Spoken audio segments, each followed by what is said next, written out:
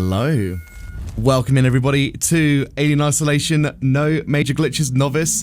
Upon my good friend here, Pal Dizzy. Funny story behind Pal Dizzy. I can hear you. We're gonna talk to you guys first. So Pal Dizzy was actually named by the lovely guys at El Gato, which is kind of a funny story. We've been celebrating Pal Dizzy very recently, soon to turn 2 this year. Last year we celebrated his first year. It was a very lovely experience. But before we do anything, I'm going to talk to you a bit more about the run, and then I'm going to say a few things before we actually start the run. So, this game is actually run in Italian. Italian is actually 30 seconds faster of a language pack compared to English. Italian is 0.5 seconds faster, but, you know, more people prefer Italian because there's one scream in particular I will point out which people love. We are running this at 275 frames per second capped. Any faster means that it will actually slow you down in game. It's kind of weird. And I'm using the software WASD to turn my Xbox 360 wheel into keyboard and mouse movements. So that's kind of like the pre-requirements that you guys need to know. Now, before we actually do start the run, I do want to do a bit of an emotional speech, and I'm already starting to get the emotions going. Why this event means a lot. It is honoring the life of kids who I didn't know too well, but with the amazing outpour of everybody who's been here in this marathon and the amount of people who have been touched by some way by kids is just, you know, it's an amazing thing to see, and how many people have come to support all this money being raised towards the Trevor Project, which I know kids would have been so happy for. But it reminded me of a situation about 10-15 years ago. I used to be in a band with a very dear friend of mine. I'm gonna excuse me. I'm going by the name of Charlie, and he was also in the LGBTQ community as well. Now, I found out about 10-15 years ago when I was in university at one point that sadly he passed by the same fate that kid went through. And it was this marathon that unlocked that memory. So, excuse me. This marathon is important because some people just don't have the necessity or the courage to be able to speak out or to talk to somebody. The Trevor Project is doing a lot to help the LGBTQ community through talking, through advices, through direct help, and just so many other things inclined. Please, if you can, donate towards the marathon, donate towards the Trevor Project. For kid, for Charlie, this one's for you, Charlie. And let's go, shall we? Let's go. Sorry, I had to get out there. Something that's been on my mind for a while, and I had to say something. I don't think I've said it out in a really public format, so here we go. Right, let's do Novice. Novice? Novice is harder than Nightmare. So Nightmare was like an unlockable thing like a year later, like it's like the penultimate difficulty. Novice is actually harder because the RNG does not align well. You think that Novice would be the easiest one, but no, it's actually harder. So let's go, shall we? The time will start as soon as the wheel in the bottom right-hand corner goes away, but I'll call it out. It will be an immediate time, okay? So like it starts. So when you hear start immediately, that's when the time will start. So, who's ready for spoop, for scare, for aliens that we're probably going to be avoiding most of? I do have my live split running in the background as well, so I will be keeping an eye on time. I don't think we'll be getting a PB, but just for clarity's sake anyway. So we're skipping one cutscene, skipping 2 cutscene, and time will start now. Right, excuse me. Okay, emotions Good. Hi, welcome into Alien Isolation. We are Amanda Ripley, Ellen Ripley's daughter. As you guys know from the movies, from the story, from the lore, we are basically going to be going over to Sevastopol. Sevastopol is holding a black box, which is basically ascertaining the location to our mother, because Ellen Ripley just decided to go rogue and their ship is nowhere to be found. So obviously we kind of caught wind that there is a black box that actually has a recorded location and message from Ellen. So that's what we're doing. We're going with the lovely crew on the Torrens over towards Sevastopol, but we're going to be doing a few pre-requirements first. First off is getting dressed. Did you know you can't actually progress in the whole of Mission 1 unless you get dressed? Sounds as true to real life. You can't progress. Well, you can progress much, but you kind of got to get dressed if you got to do stuff. Nobody's gonna go want to go see you outside with no clothes on. Right, we just did our first a little speedrun strat there, which is the dialogue skip. The dialogue skip is obviously minor glitches. This is no major glitches, by the way. So all the things that we're doing here right now is minor glitches. This is basically going to skip the dialogue by going into the dialogue plane and then leaving it in a prompt amount of time so that it realizes that your dialogue is complete and it kind of updates the mission as so. Just saying to there as well, you saw that we went into the middle of that little bit on the floor, and that was the point of the trigger. And once we left, that's it. We talked to Taylor, we talked to Samuels here, but we need to go back to Samuels. Now, interesting. Taylor è sveglia? Non è abituata ai lunghi viaggi. L'ipersonno potrebbe averla turbata. Non l'ho vista.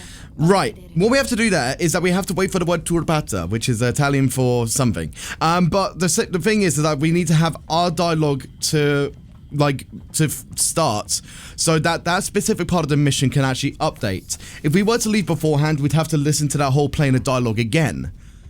Same here, we have to wait for this dialogue to finish. There we go, and then you can see at the top the objective has completed.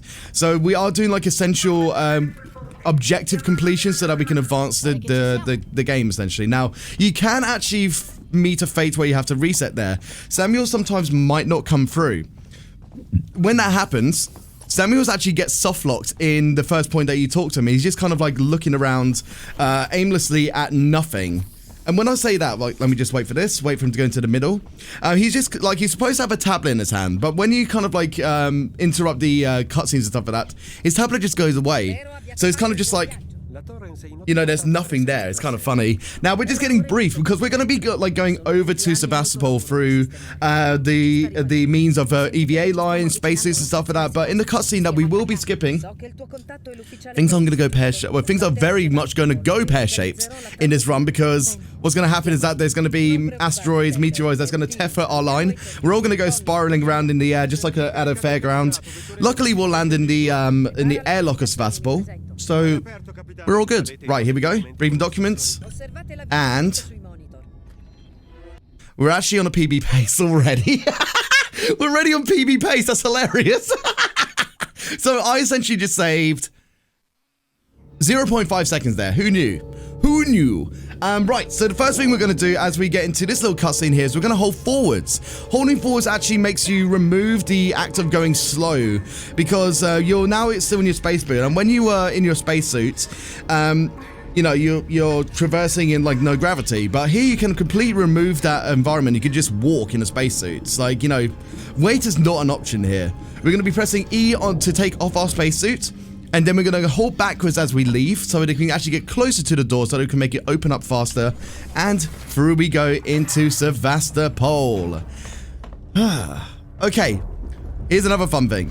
If you crouch here, you actually remove the tutorial for a dialogue that we will be encountering because we don't know how to crouch yet. So by crouching here, we actually can crouch a little bit later for about less than a minute for the next bit to get underneath.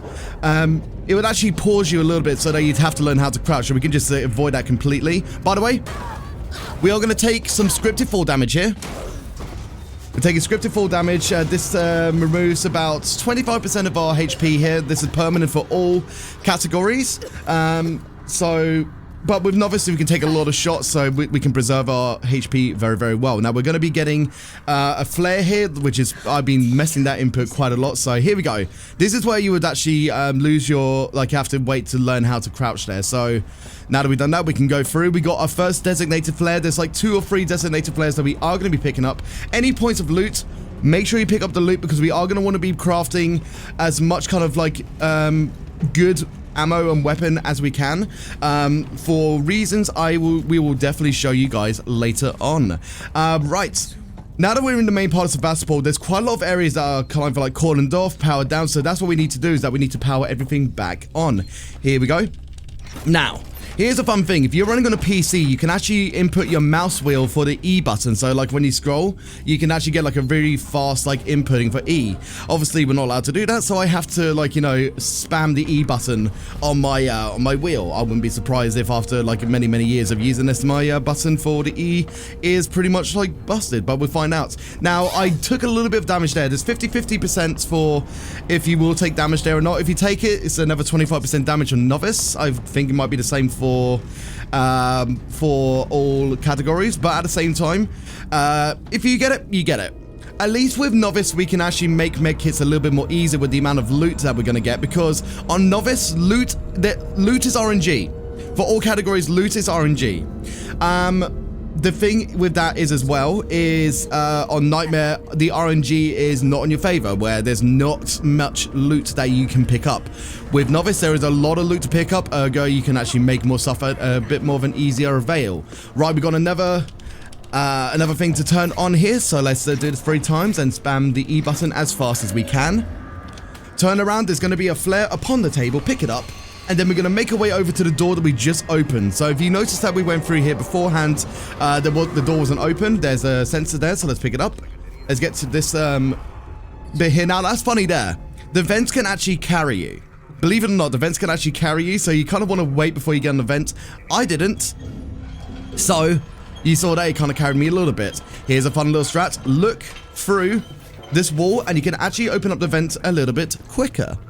Okay, so here's the fun thing that's going to happen next. The next human that we're going to be encountering, who's going to be our friend through the act of potential violence, is actually RNG when you first meet him. We like to call this the axle reset, kind of, because if he takes too long to run across, then it pretty much could be resettable. So let's find out. Axel, are you going to behave?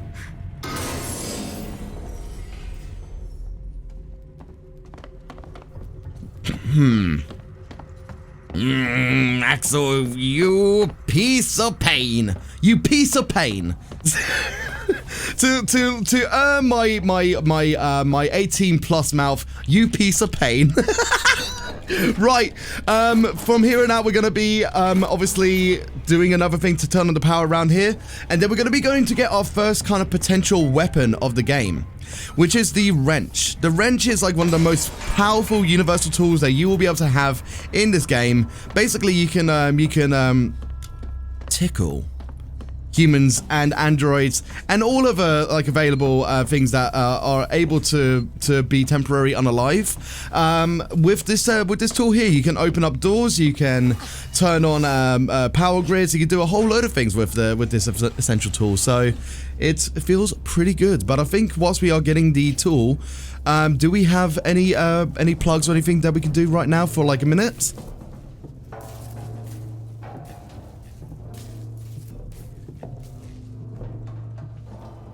I'm not sure if my host is muted in my ears.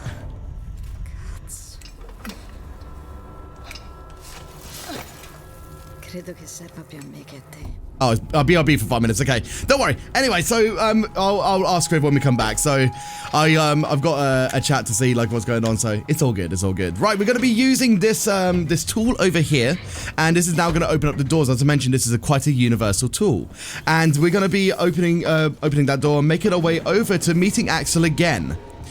Axel is, well, we're going to skip a cutscene here. We're going to skip a cutscene, because it's the act of how we are going to become friends. But I'm saying, as I mentioned, temporary violence. Essentially, there's going to be a gun behind our head, and we're just going to be like, okay. So, we're now going to entrust Axel for a brief period of time. And I say brief because I don't want to spoil. If you've not played the game yet, you'll find out. You'll find out.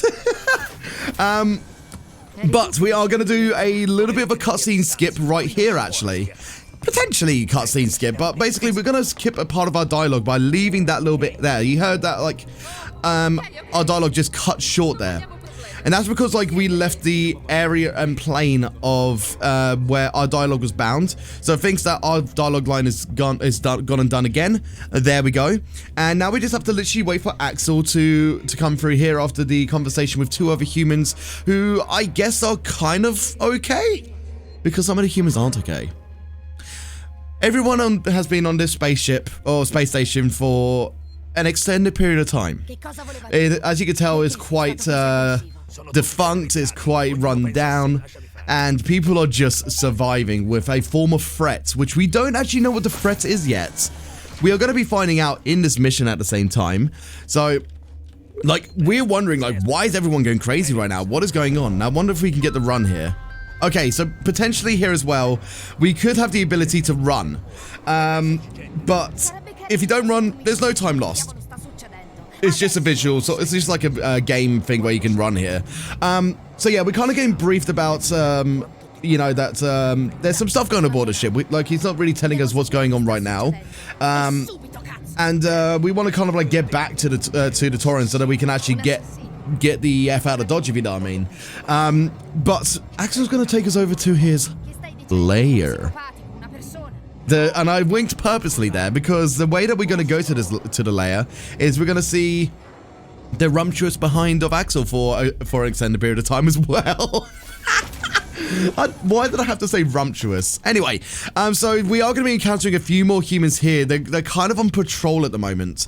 And Axel's just like, you know, quick, get down! Get down, get down! Because, you know, we don't know why yet.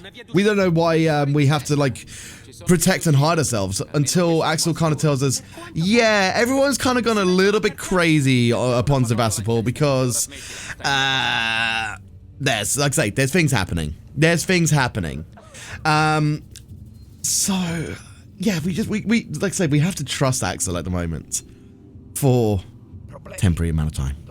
We'll find out. We'll find out. So, as I mentioned about seeing Axel's behind for quite a period of time, here is Axel's behind. So, like, we're going to be training behind Axel in the vents for, you know, so that he could take us to his lair. He's actually going to do something nice for us, though. He's going to give us a flashlight. And this flashlight is actually going to help us for one time and one time only, which is literally to look at events. And then we're never going to be using the flashlight again. It's kind of like one of those, like, you know, the Christmas cracker things. Like, you know, you get those little toy Christmas crackers, and it's just like, oh, this is fun. It's like a little comb that I can put in my mustache. And you never use it again, and it's gone immediately in the bin. It's essentially, that's the same thing for this flashlight here. It's a removable, it's a useless Christmas toy. I have never made that comparative. I might have to do that more often now. So what we're going to be doing is we're going to go back through once Axel makes his way through to actually loot around a little bit, because again, we do want to be crafting items as much as we can. So once we activate the battery for this as well, we have to hold the F key when we put this on, because we need to actually load the battery into the flashlight. Now, for my bindings, I have to double tap and hold so I can charge it. I'm going to quickly craft a med kit whilst I'm at it, or at least like start to use some of the available loot so that I don't actually over loot. Now, there was a friend in the chat who's also part of the Alien Isolation community. You saw Snake. They mentioned that over looting is a thing, and that is absolutely true.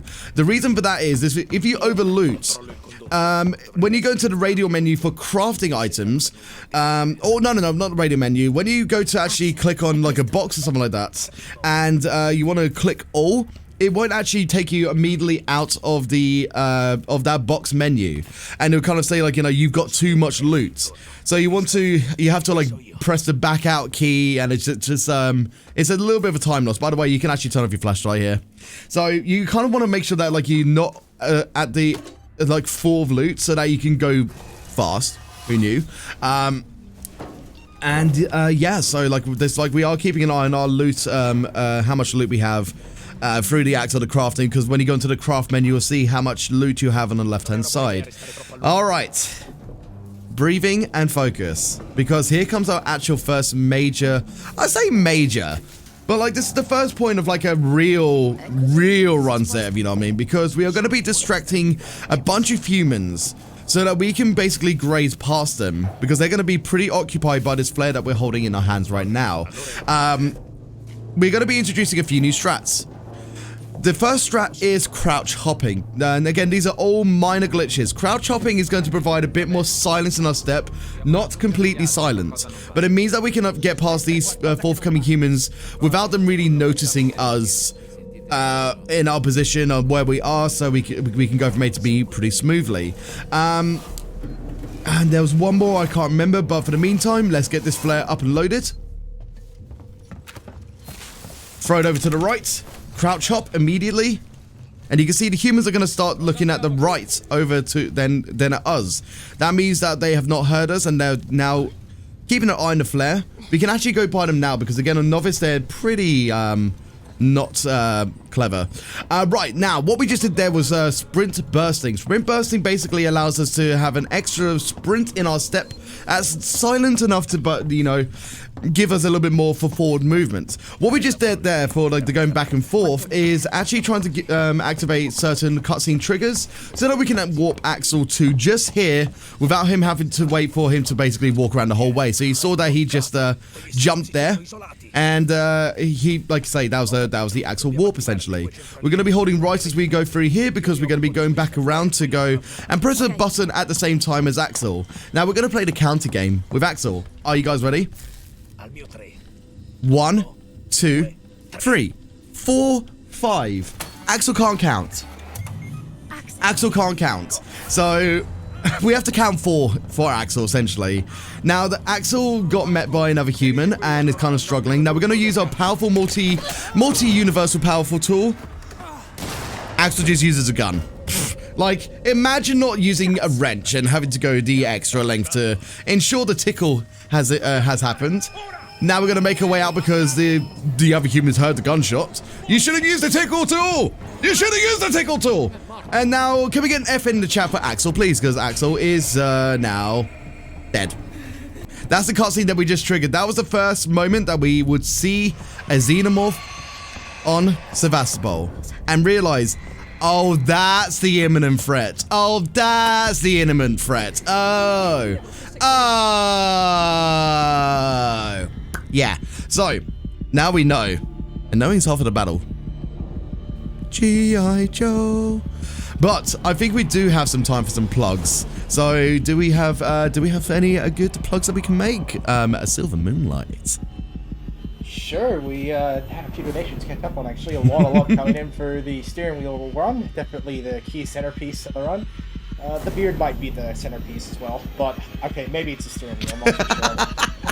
I'll let chat make the decision up, but I think it's equal parts beard, equal parts steering wheel, personally. Anyway, so let's catch up on some donations, shall we?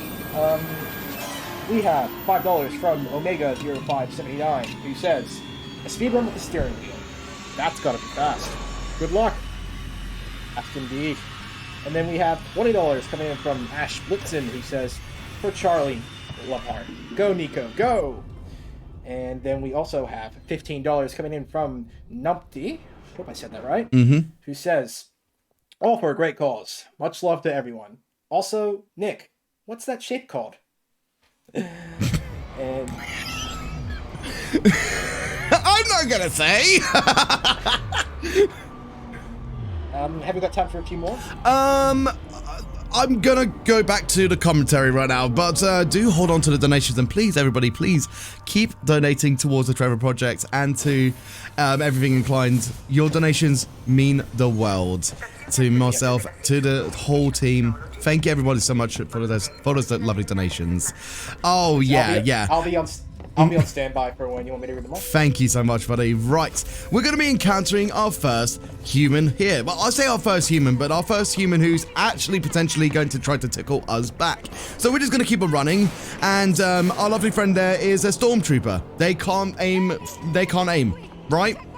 Isn't that the pun? Now we got our first kind of like real powerful tool here, which is going to help us to actually get through the whole of Sevastopol, which is the access tuner.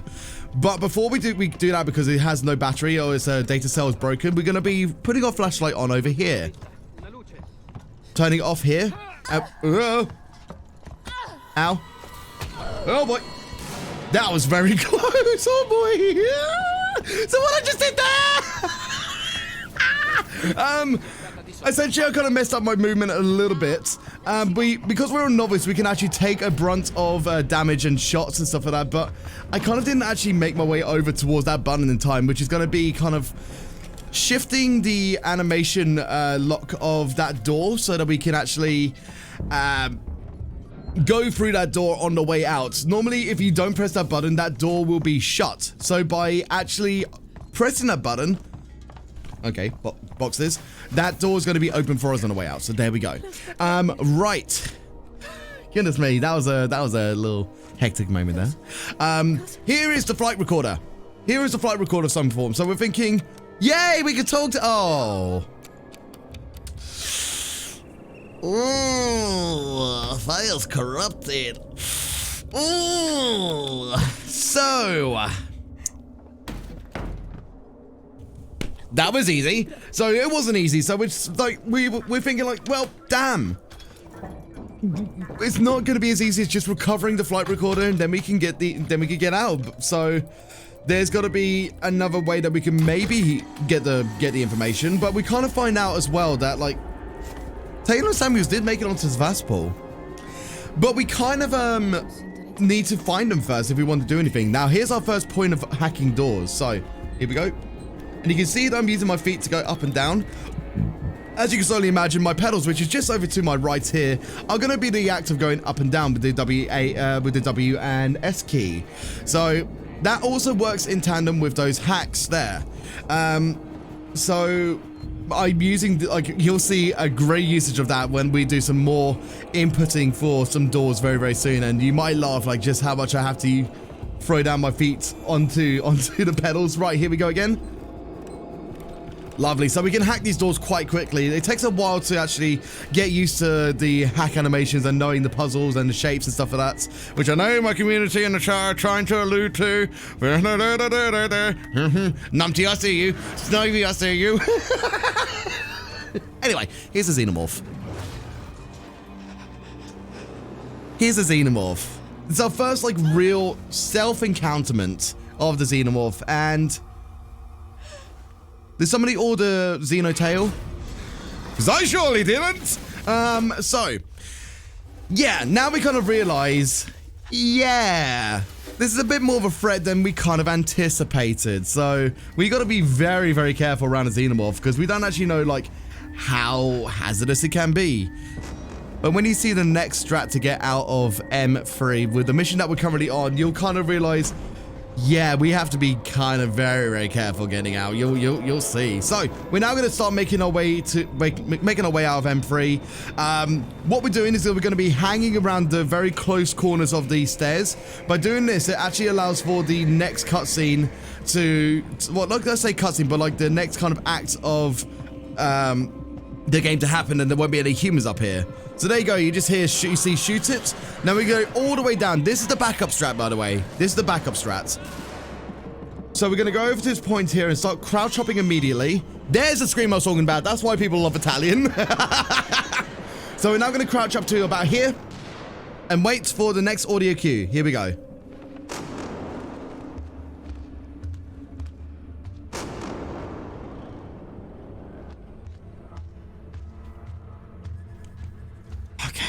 Fine.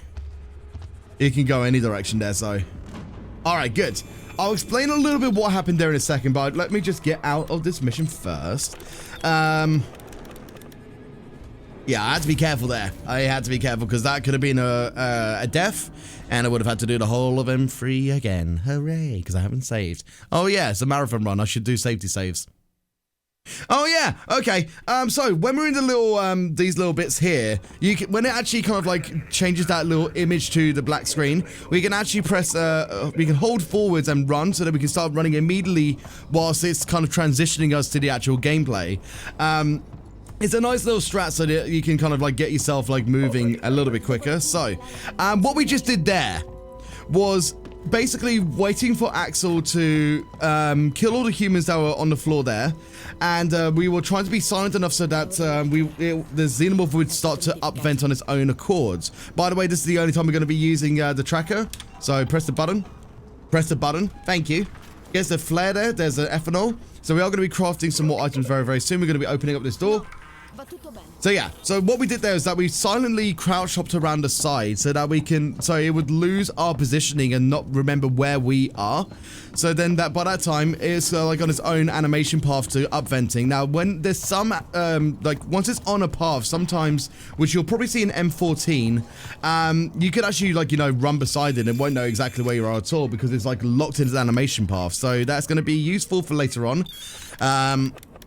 We got out. Good. We got a tool. We're never going to use it again.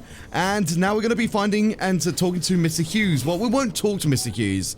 Mr. Hughes is going to talk to one of the androids. It's the first like real encounter of an android. But I want you to get your preliminary Fs in the chat. Preliminary. Don't post it yet. So here we go.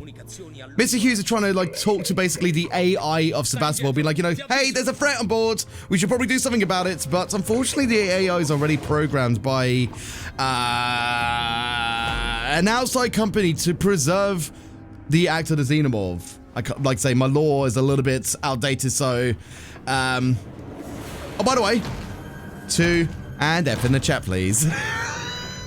Mr. Hughes, expleted strawberry jam, tasty goodness, and is temporarily tickled. Temporarily tickled. So, bye! I feel so evil when I say that, but at the same time, I've played this game too many times. I have no remorse. So we're going to be pressing this button here. We're going to go back around and actually get some more loot. So let's see if we can actually... So you saw that I pressed that take all button. If I was to press that take all button, it would pop up with that bit I mentioned earlier of like, you know, too much loot. And that could be the time loss essentially. So that's what I meant for that. That's what I meant. Okay, so from here on out, we're now going to craft a med kit. Because again, using like keeping occupied of our... inventory and our loot and stuff like that as well. So now we're going to go back to the revolver because we have healed to a good amount and we're going to start running. So I forget where it was in the story. Oh yeah, so basically Apollo, the AI of Sebastopol, has been reprogrammed to preserve the xenomorph and to use the androids, which are also controlled by Apollo, to basically get rid of any other threats. That even means the humans who were prior aboard Sebastopol before the Apollo's AI was switched are now threats. So, you know, we have to be very, very careful. By the way, did you know we don't have to do all the hacks here? We can just go into the back of the PC and then just advance. Now, some people are going to be like, what? And the reason for that is that the... oh, by the way, we got, like, the open door. Nice. The android that would be, like, you know, following us is kind of tied to the trigger point of those puzzles. If the android is a further distance away, you can literally just go to the back of it and then complete it. Right, we're gonna try to drag this android here outside of the trap. Okay, you know what? I'll take that. That was super weird. So I'm gonna just okay. So you saw the android.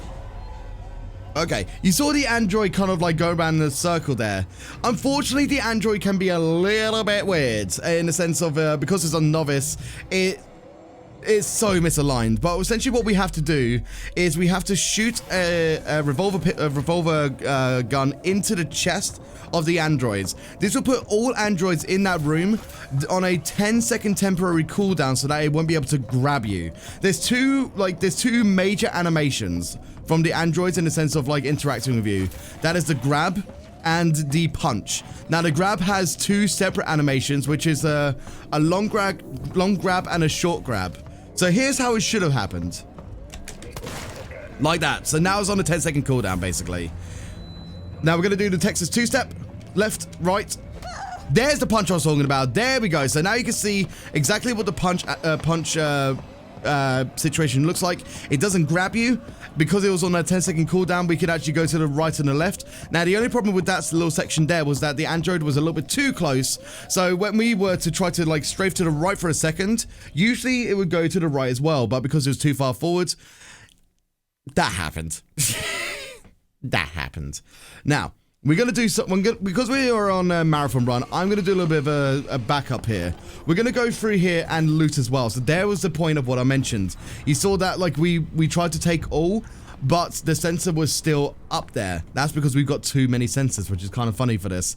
Now, because the xenomorph has gone away, we can actually run from that point onwards. Usually you would use your tracker to know if the xenomorph is still kind of like kicking around the area. Because like if you run, then the xenomorph is going to know where you are and will come for you immediately when you're running. Because again, it's very proxy based for audio and sound. But because it's away, we can just run. I'm going to turn on my AC. We'll be having some donations in about maybe a minute or two just to keep you updated. But I'm going to explain what's going to happen here very, very shortly. And I know some people will be like, that's mean. That's so mean. And you'll see why very shortly. We're going to be coming up towards seeing our friends upon the Torrens finally on Sevastopol in an area. Taylor, Samuels. Well, anyway, I'm not going to say too much else. I don't want to spoil. But we are decent human beings in this game. We're absolutely decent human beings in this game. I mean, outside of the game, we are absolutely decent human beings because we are donating to the Trevor Project. But in this game, Taylor's on the floor, you know, in pain, needing a medical emergency, and we're just gonna run past him. Bye. So we are going to be helping Taylor on Taylor there, but you know. We need to get to the med kit immediately. We need to get that trauma kit immediately. So, I don't have time to hear. I don't have time to hear how much you're in pain. I'm already on my way to help you. Right? Anyway, so we're going to be going down towards like, towards meeting somebody by the name of Dr. Coolman. Dr. Coolman he's cool for a while. He's a bit of a cool man. You want to say the least. He's a bit of a cool guy. I forgot to press forwards there. Oop. So that's what I mentioned there. Like, you know, you saw that like I was still by the time that the opacity faded up. You could run in that opacity load. So I think for the meantime, we could probably take 2 donations. And then I'm going to go further more into the game. So Silver, did you want to take it away? Absolutely. It would be my absolute pleasure. So, we have a $15 donation from Alamaris, who says, suicide is something too close to me. This project is needed for in so many ways. This is for you, Mom. Thank you, that was very generous of you. Thank you, Alamaris. Thank you, buddy. And big love to you, man. Got time for one more? Absolutely, yes. No worries.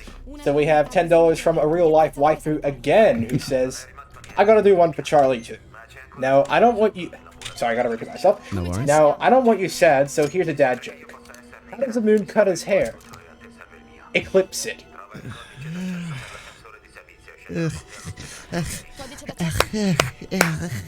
Thanks, waifu. Thank you, Silver, for the donations as well. Right, so... what Coleman was just basically saying there was like, you know, hey, you scratch my back, I scratch yours, do all the stuff for me, and then I'll give you the access to go and actually get the trauma kit, because that's how friendship should work upon this place, right? Okay, so we're going to do another hack here for the door. Let's see if I can get it.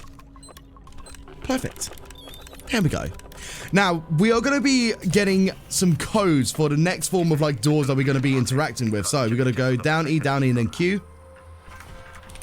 And the code is 1702. The codes are predetermined. And now we're going to be getting ourselves out of an animation, like a camera pull lock, by basically bringing up our gun by pressing the right mouse button, getting over to the door over here. Now you can see that I have to use my feet for that. Did you know, PC players, you probably didn't know this, you can use a numpad. That's right. All this time you guys have been doing WASD to input that bit. No, you could just use numpad. Yeah. Sorry! Anyway, so we got the key card off that body there. That was temporarily tickled also. We need to make sure we pick up that pipe bomb blueprint. That's important. And we're going to be using the key that the key card that we just got on this door here. Going back to Coolman, because Coolman is, you know, very happy with our efforts. Now, the reason that we did all of that in a specific amount of time as well is because, excuse me, I burped, like, you know, the xenomorph is still in this animation phase. And if we run outside of the radius whilst it's still in its animation phase, it won't know where we are. So we could just continuously run for a specific amount of time. And as long as, like, we do it in an amount of time, then the xenomorph won't be able to hear us. We actually got flamethrower fuel, which is kind of interesting around this way, so I'll take it. All right, here's a lever. It's the right mouse button and then the down key there. Now, here's Coolman. He's going to open up the door for us, and we're going to turn around and go into the elevator. Now, what you don't see in this cutscene that we're going to be skipping is that the xenomorph comes out of the door behind him. Coolman was a cool guy, but now is a hot in the mouth of a xenomorph guy. Temporarily tickled. As I said, temporarily tickled. So, from here on out, I will need a tiny bit of focus because I actually do have to listen to a few audio cues of this game to make sure that we don't alert the xenomorph. So, we could take probably 2 donations whilst this is happening. Yeah, absolutely. Not a problem. So, we have $5 from Anonymous, who says, for Charlie, for Kid, for everyone else that needs it. Thank you. Love heart. Thank you very much. And then we also have $27.27 from Faith Shadow, who says, great job everybody for organizing this. Love you, Nico. And quote unquote, running causes accidents. That is one of the voice lines of the androids as well. So it's in Italian, I believe it's a non scappi. Oh, we need to get our flares ready for this because we're going to be using the flares here to basically bring the xenomorph over to this area when we're going to shoot to bring awareness that we're trying to go away, you know what I mean? So, 1 second. Alright, so we needed to make sure that that vent access was open so that we can actually get out of dodge. Load our revolver because we're now going to be bringing the xenomorph into this area by using the revolver ourselves. So, as soon as we get into this vent, listening for the audio cue of it dropping. Ooh, that was a little bit early. A little bit early. This feeling inside. I might die to... No, anyway. Alright, so I'm going to wait a little bit before I start running. So once we get out of this area here, I'm now going to run. Basically, we do that whole setup so we can run this whole area. Normally, you'd have to go around to the right just here so that you can actually activate an explosion, which will then divert the xenomorph. But if we just run that, do that whole setup, then we could just run this area. Now, 2505. And we're going to get this key card over here, turning around, and then we're opening the door that is priorly locked, and getting over towards the next point of actually getting the trauma kit. I heard a bleep there. Okay. 1 second. Alright, we're fine. We're fine. I was unsure if that was a xenomorph bleep or if that was human bleep, so I had to be sure. Okay, so there was potential to rip the run there, sadly. And again, I am being a little bit uncareful and I'm not doing safety saves. I don't know why I'm doing this because I really should take safety saves, but For some reason, I'm just kind of blitzing it and then hoping for the best. I mean, I've run this game for about nearly 2 years now, so I do have a level of confidence, sorry. But I should take safety saves, I should. Anyway, so now that we've activated both sides, it's actually going to activate the power for this little bit here, for which we're going to turn on the security for the area, which are going to open up a door for us that we're going to be making our way to.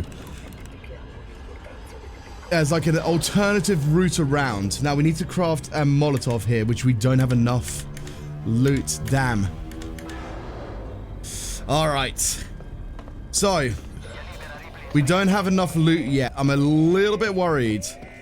I could have probably picked that up and that might have been it. So we're going to be going around the way again. The kind of the same route that we went, but we're going to be detouring a little bit. Can we pick up that? Is that what I need? You know, I'm terrible with like what loot is assigned to what, so I wonder if that's what we needed. We'll find out. Anyway, if we are able to craft a Molotov, we are going to go for a huge YOLO strat. And I'll kind of like talk about it in a moment. By the way, headphone users, turn the headphones down here.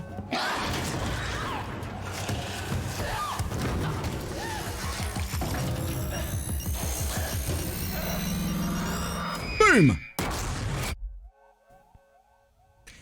It's super loud. It's super loud. So, that was really good timing, actually. I said so at the same time of the explosion. Anyway, we're going to be picking up that med kit that's just there, looking up at the at this ladder, because did you know it actually took me a decent amount of time to know that you have to look up in video games to actually to go forwards. It, like, you know, to actually make some sort of like progressive. Oh my goodness me! Imagine holding forwards. Am I right? Oh my goodness me, imagine holding forwards. The thing I was talking about holding forwards, imagine actually holding forwards on the pedals, because that's like, you know, you can press the E button for a while, but if you're not holding forwards, you're not actually moving. Who knew? I'm an idiot. Anyway, so we are like trying to again divert ourselves. A lot of this game is around diversion, because a lot of the ways are kind of like cordoned off or blocked off, and there's no kind of feasible route to get through normally. So we're having to take alternative routes to get to the next destination that we need to get to. Right. Are we ready for the next bit? Mission 7 is coming up very, very soon. And I'm going to turn up my AC because it's getting immediately hot in here. That's kind of strange. Anyway, it's probably because I'm talking a lot. Anyway, I'm going to look at my loot before we get into M7. M7 can either go right, or can... I say right and I turn right at the wrong point. We either turn... what was that? It's either going to go right or it's either going to go wrong. For the very reason that M7 is still, like... It can be done very optimally, but there's still a potential chance for RNG to not be in our favor. So, what I'm going to do first is I'm going to heal. Again, this is a marathon run. I can take these little times here. Can I build a Molotov? No, I can't.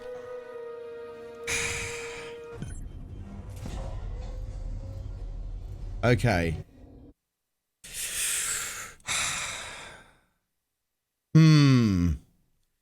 I'm tempted to take the backup route, but I may... Wait, can I build it now? No. Okay. I'm going to look out for specific loots. Is that what I needed, actually? Nope. Okay. I'm going to look out for specific loots, hoping that we'll get what we need to build a Molotov. There's another ethanol there. We're stacking up on ethanols right now. I don't know. I think it might be a... not a sensor. Wait, do we have it? No, we don't have it yet. Okay.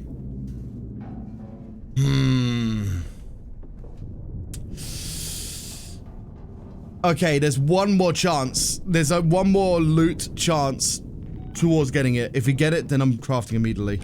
No. Okay, we're taking it back up then. Sadly or not, I can't show you the YOLO strats, which is sad because the YOLO strat is amazing. It is amazing. But for the meantime, we're going to be running over here.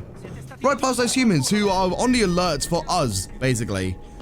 So normally I would do some shots down here to bring the humans over, but unfortunately, because of that situation, I can't. I'm going to take it easy. I'm going to take the backup for now.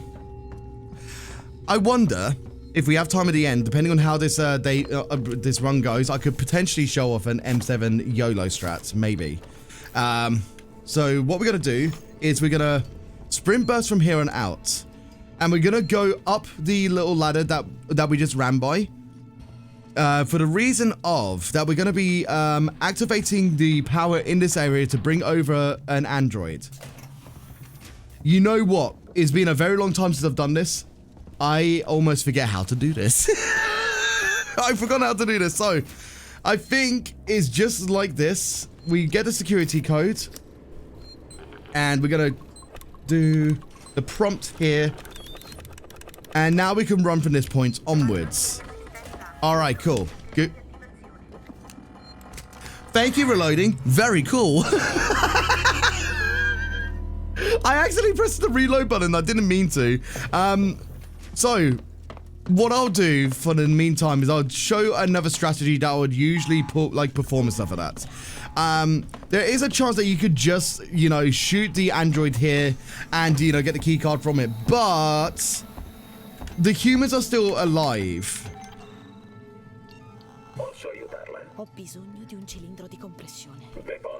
If the humans weren't alive, we could just shoot the android there and get the key card from it. We're going to let the android open up the door for us, but what we're going to do is we're going to distract the humans from the bottom floor to the top floor. And to do that, what you would do is you would activate the flare here, crouch, and throw it up to the first floor. You could probably run from here on out, but I'm just going to take it easy for the meantime for this marathon run. From here, you can then... I thought I saw something at the end of the hallway there. I got very concerned. I legitimately thought that was a xenomorph. I was like, that shouldn't happen. That shouldn't happen. Okay. So anyway, where was I? Avoid the electrical floor, by the way. You kind of get electrocuted. I mean, obviously, you're novice, so you won't take that much damage, but just for the meantime, yeah. So I think it was the blasting cap I actually needed as well, which is a bit of a shame because you get 2 blasting caps here. Wait, can I craft it now, actually? Yes, I can. I'm going to craft it just in case. Just in case the xenomorph doesn't want to play fair. I'm going to craft it and bring it up just in case. Now, the humans should be on the first floor.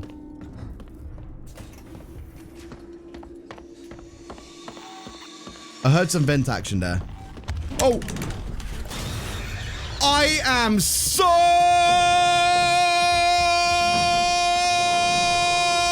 glad I made that Molotov!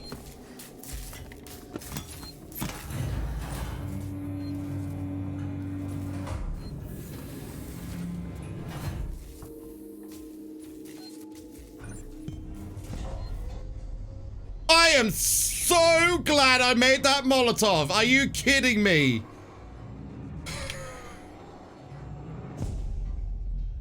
So welcome to Novice, by the way. So welcome to Novice.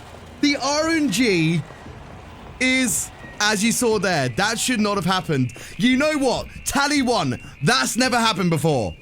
I'm not even kidding. Tally 1, that's never happened before. That's legitimately the first time I've just seen it jump down at that point for no reason. There you go. Marathon never happened before. You guys answered. You guys got it. Congratulations. That's never happened before anyway. All right, we done M7. Oh, my poor baby heart. We'll be taking donations in about a minute's time. But first up, before we do anything, what we're going to be doing is we're going to be now encountering some more humans which are not aggravated. They're actually friendly. Believe it or not, there are some humans on our side, maybe. I'll explain a bit more about that soon. Not gonna spoil anything. Again, if you've not played the game, please go play the game. It often goes on sale, so keep an eye out for Steam sales or Epic Game Store sales. But it's a very good game. I love this game. Right, Taylor's on the floor. We delivered the trauma kit. The Colonial Marshal waits. I think his name is gonna start like taking charge a little bit. He's gonna get us to like get the transit system activated, so we're going to be, again, doing all the things to go around and basically scratch everybody else's back because they can't do it themselves. It's literally a case. This game is literally a case of like, hey, can you do this for me? Don't worry if you die. I'm okay. You see how like mean and lovely this game is in the sense of like, you know, caring for us, our health, you know. Can I build a pipe bomb? I can craft one. We are going to need a pipe bomb later. Molotov, I'm going to craft another one. Get all prepared. Now, we're going to be using this flare very, very shortly for, hopefully, a cool little strat here. You'll see. I'm going to activate the flare. I'm going to run and whack my my wrench there. The reason I'm doing that is that when you whack the wrench, it will drop the flare. You saw it earlier on, but I didn't explain it. That's exactly what happens.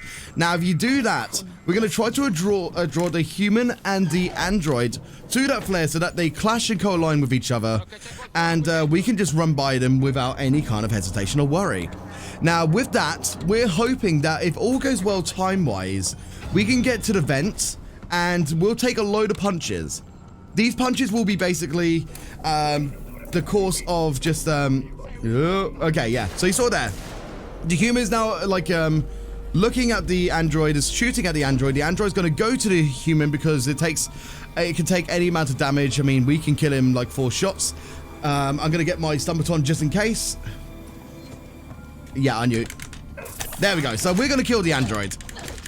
So don't mind the strategy that I was going to do there. Don't mind it because we are just going to we're just going to subdue the android because we wanted to, right? Because we wanted to. But no, honestly, the android there was a little bit too close for comfort. If we ran by, it would have grabbed us. So if it was a little bit more focused on the android there, I mean, on the human there, then we could have run by, gone to this vent, taken a load of punches, healed pretty much directly afterwards, and gone out of dodge a little bit quicker. So, from here, what we're going to be doing is getting a bit more of a loot upgrade.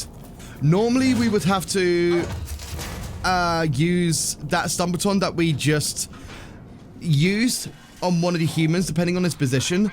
But we can still get by it and still take a lot of shots here because, you know, again, we don't take that much damage on Novice with gunshots. So, I'll do that. For the meantime, let's get about 3 or 4 donations in. Absolutely. Not a problem at all. We only have 1 donation in the queue to read off right now, so I'll just go ahead and read that.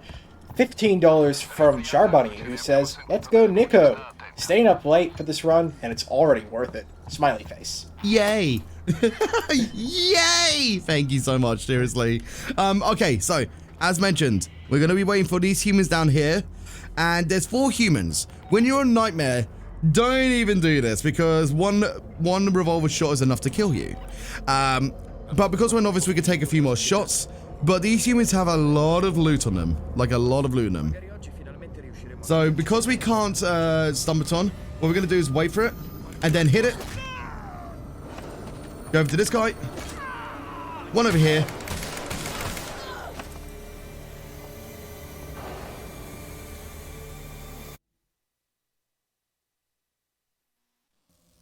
I apologize to the tech ahead of time for potential time loss. I mean, this is why we had like a 3:15 estimate, because I should not have died there. I do apologize in advance. Well, that's been a long time since that's happened. It's been a long time since that happened. I do apologize ahead of time. Yikes. Yikes. This is why safety saves are a thing. Believe it or not, this is why safety saves are a thing. Because for this mission specifically, we have to redo all of it. It's a good job my recent personal best was a 246, which will, in the comparative of things, means that we should still be able to meet estimates. Here's hoping. Sorry! I apologize for that. I should, like I say, it's been a very long time since I've taken that death there. So, anyway, let's do all the things again, and maybe I can show you guys this little strat there, shall we? Let's see if we can do that. If we can do this fast, then I might be able to show you the optimal strat for this. So here's hoping. Damn. Oh, took a little bit of time there. All right.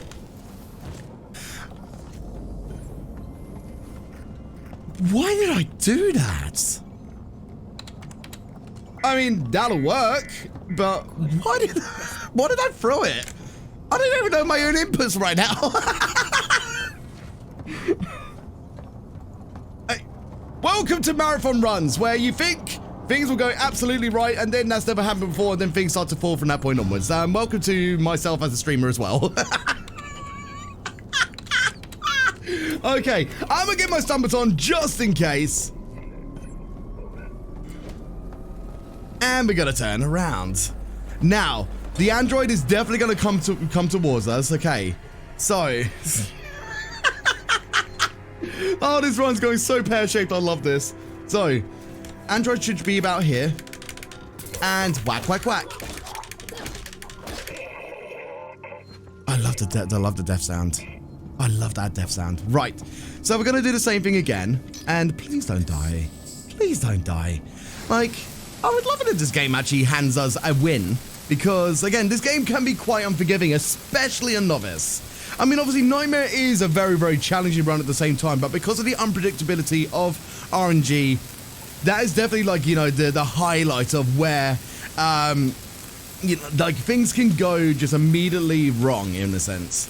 Is why I also love this game, because no matter how much you reset it, it is always still such a fantastic run. I'm going to turn on my AC even more. It's really hot in this room.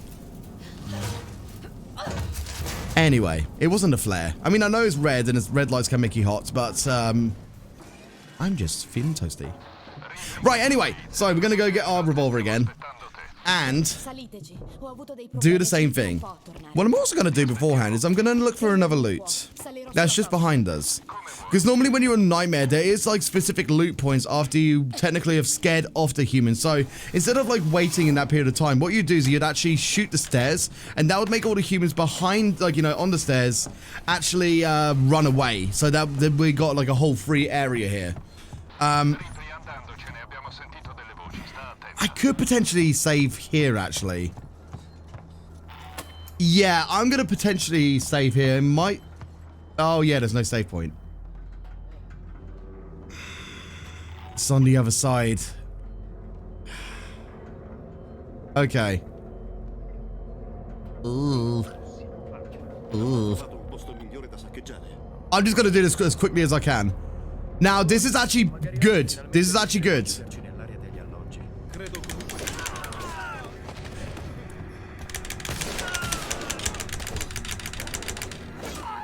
There we go. I knew that would work a bit more so. And, anyway. Nothing happened. We got a Stumpaton charge, alright. Nothing happened, okay? Nothing happened. You guys saw nothing. Everything's fine. We're all good. And we're immediately on time. We're not done with the mission yet. We still got to go over into the colonial marshal area, like the briefing area, and we're going to be talking to, I think it's Waits again. He's going to tell us that like there's another human on board that they have kind of like got in jail essentially, and that person goes by the name of Marlowe. Now, some people who know who Marlowe is kind of like quietly tied like closer to the time of the Alien movie, I believe.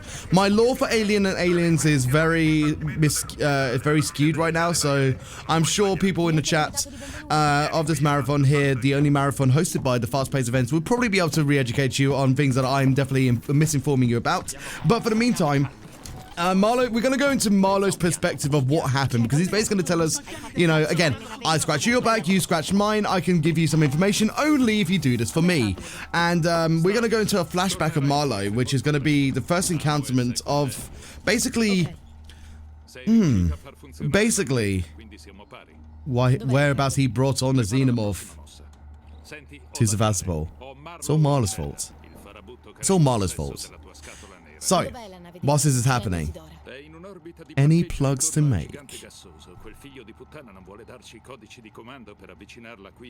Oops, I forgot to unmute my microphone. No worries. But yes, we do have a donation to read off. We've got $6.02 from Izzy Choo Choo, who just says, splash! Oh, that is a community meme for sure. Which I would be happy to talk about, actually. By the way, nice donation total as well. Another meme in my channel. So, for those who don't know, oh, by the way, I should probably heal.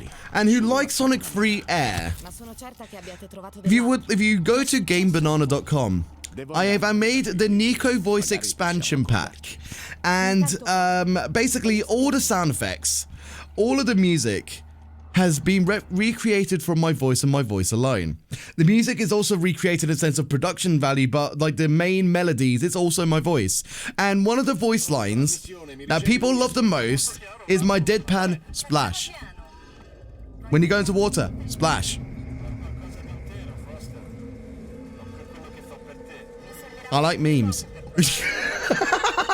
I like memes. So, like, there's quite a few funny deadpan sounds there and voice lines. So, one of my favorites is when you go through the drowning music.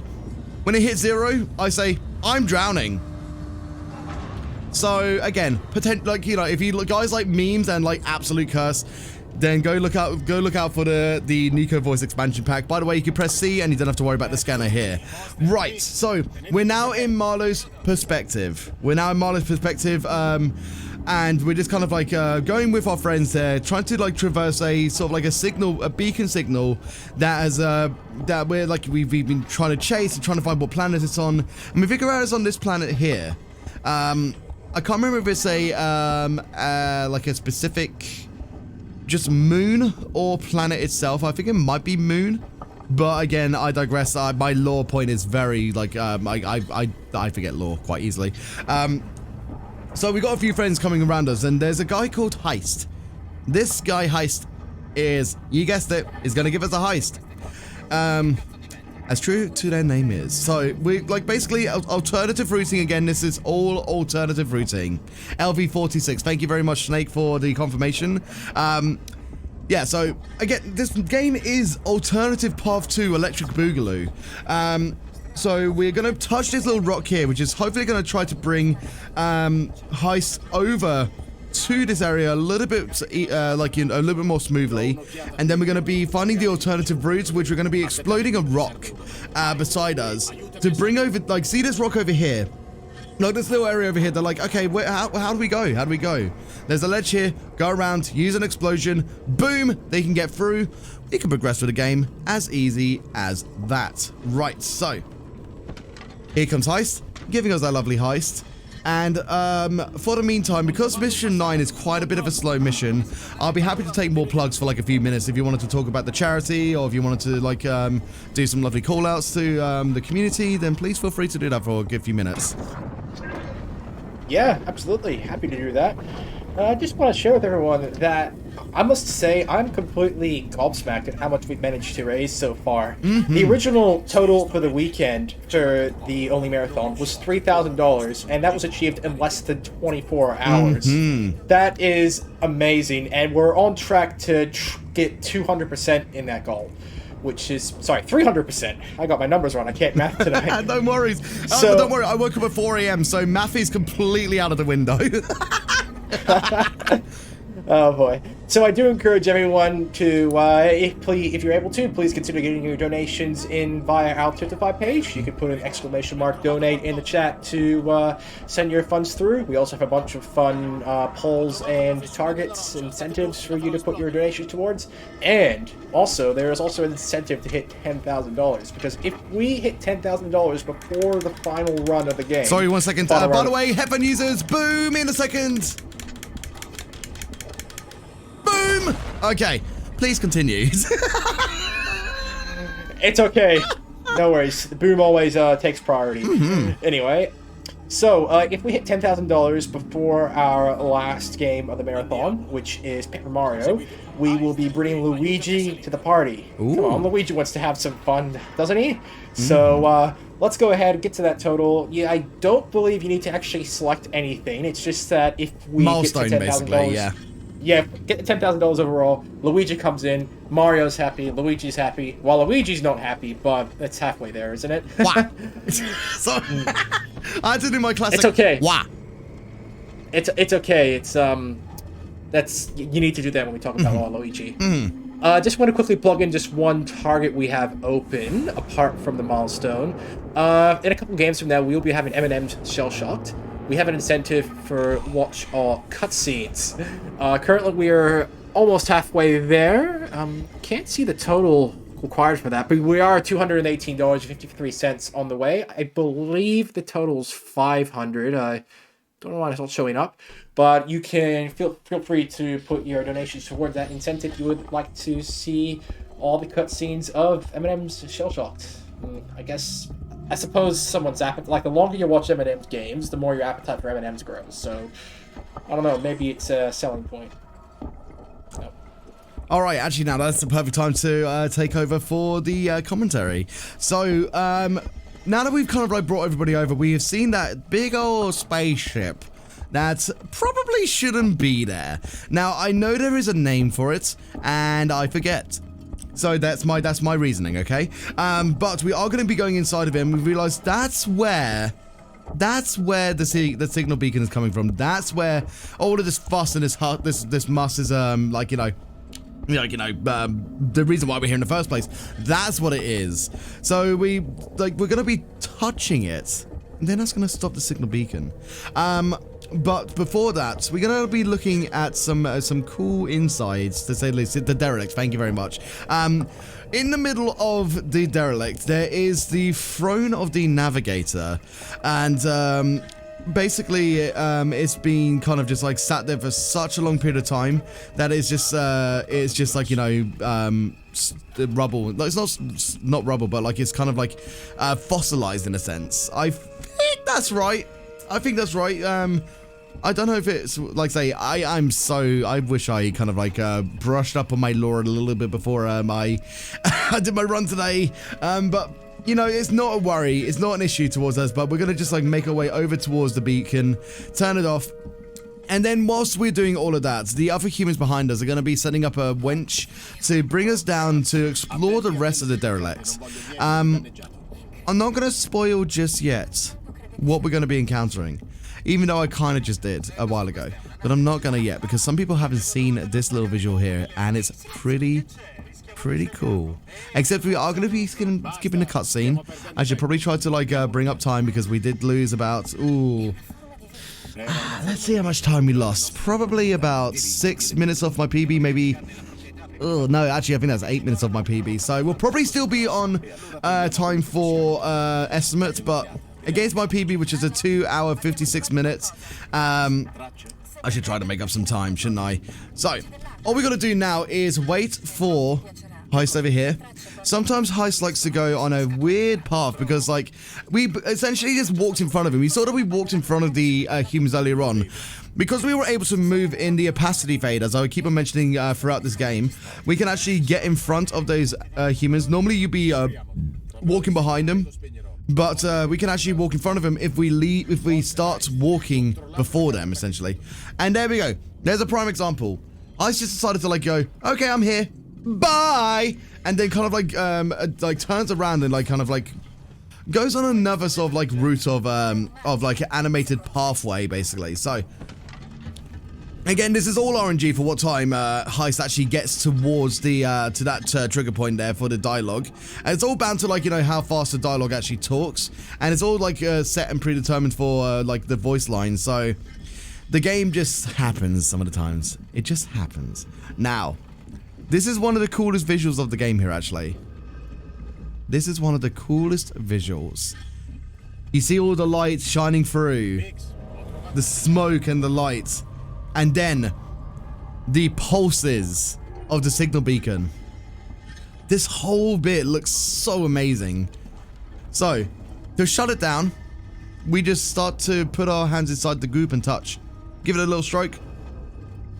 Boom.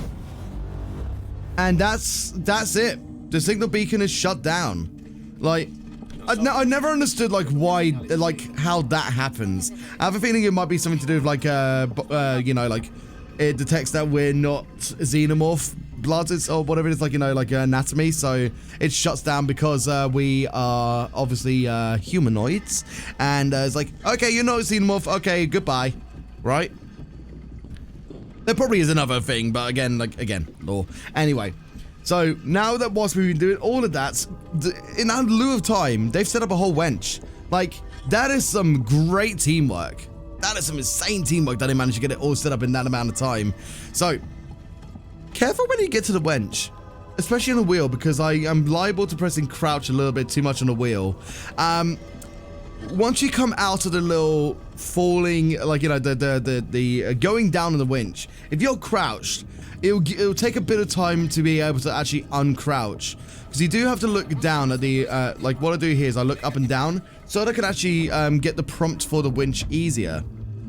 And now down we go.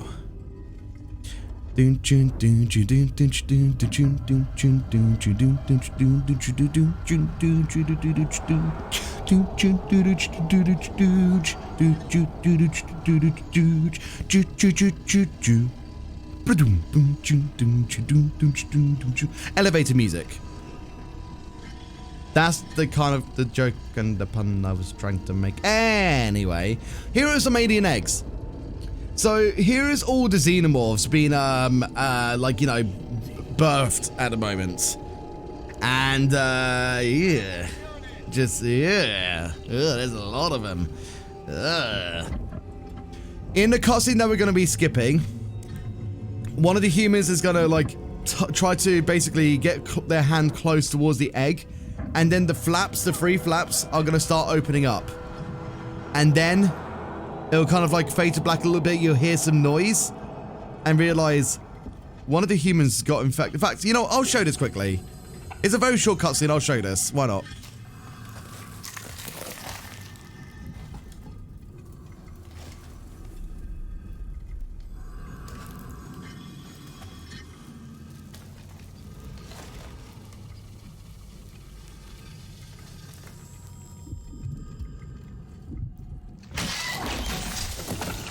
And that's how they brought the xenomorphs upon Sevastopol. And there we go. So basically it's all Marlowe's fault. Because even though one of the other humans were infected, it's Marlowe's fault, because that makes a lot of sense. But to be fair, Marlowe's the only one left out of the crew there that were exploring the derelict. So Marlowe is basically the one to blame. So bye, Marlowe. I don't even know if Marlowe... Like, no, Marlowe does escape from the hold of the prison because, again, we fulfilled the criteria of the request, which was, like, you know... well, the request that we're basically going to be doing shortly. Okay, so, we can't do that. So we'll see Marlowe a little bit later on. Like, this is just a cameo from Marlowe for now, anyway. So, we get the most powerful tool of the game, the flamethrower, the one, the only thing that we are going to be utilizing very, very well. Now, a big tip for people who have never played Alien Isolation before, here's the thing. Tap the flamethrower. Tap it. Tappa tappa. The reason for that is that you actually get to preserve the amount of fuel that you use from the flamethrower fuel, whilst also enacting the same amount of damage on the things that you're flaming. And again, any amount of loot save is always a good time. For the xenomorphs, you want to do 3 taps. That will be all that you need to basically up-vent the xenomorphs. For androids, like deactive androids, which may become active, you only need to do 1 tap and that will be it. For androids that are active, we're not going to be trying to use the flamethrower on the androids. We're going to be using the revolver or the shotgun to temporarily disable them. And I think that is like pretty much the majority of like explanation for the flamethrower. Now, I'm going to warn you guys in advance. Mission 10 is extremely intense, especially on Novice. It is one of the most impactful points of run resets that will happen. The RNG does not want to favor anybody and can cause immediate rip. So there will be a period of time where I may go a tiny bit silent in this bit because, again, could lead to some troubling run points. So I would love to see some bless emotes in the chat, because mission 10 contains, well, from here on out, contains 3 sections to it. It is a very, very tough challenge. And luckily in my PB run, it went mostly well. Deathless. We already took a death in mission 8. Let's see if we can not take a death in mission 10, right? So, give me all of your energy. Let's do this thing. I'm going to use a couple of flares, actually. This can kind of work, but kind of not really. There has been some kind of strats to make sure that we bring the xenomorph over this way. To actually, like, you know, so that we can kind of run a little bit more, as we have been mentioning. Normally, if I had a flashbang right now, I'd probably throw it behind us, but I keep on forgetting to craft flashbangs. So we're going to grab this revolver ammo here. We've got our flamethrower ready and available. The xenomorph can start playing up from here. I'll be taking a quick moment of focus. Here we go. Running tight corners around here. We're going to be getting to a computer which is going to open up a door for us. Hanging tight. I'll take a safety save as well very shortly. Again, this mission is absolutely ruthless, so I'm going to take a safety save.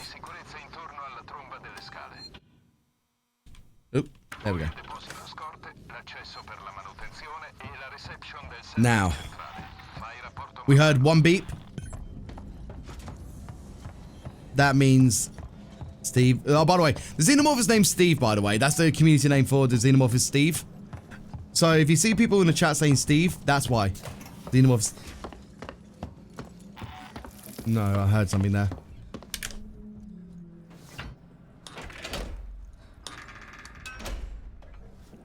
Wait a second. Did we just potentially get the good RNG? No. Wait a second.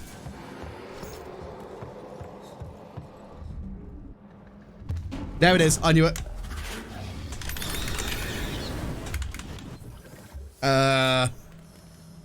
Okay. What? I've never seen it go that way. That's never happened before. I've never seen it go that way. Okay. Normally it would turn around.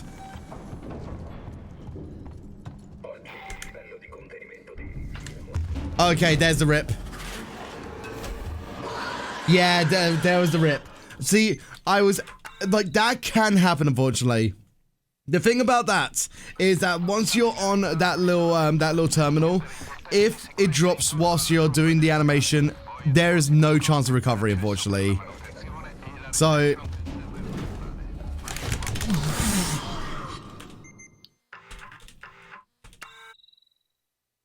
J'accuse! J'accuse! I don't like Steve. Steve's been mean. Steve's been mean. I don't like.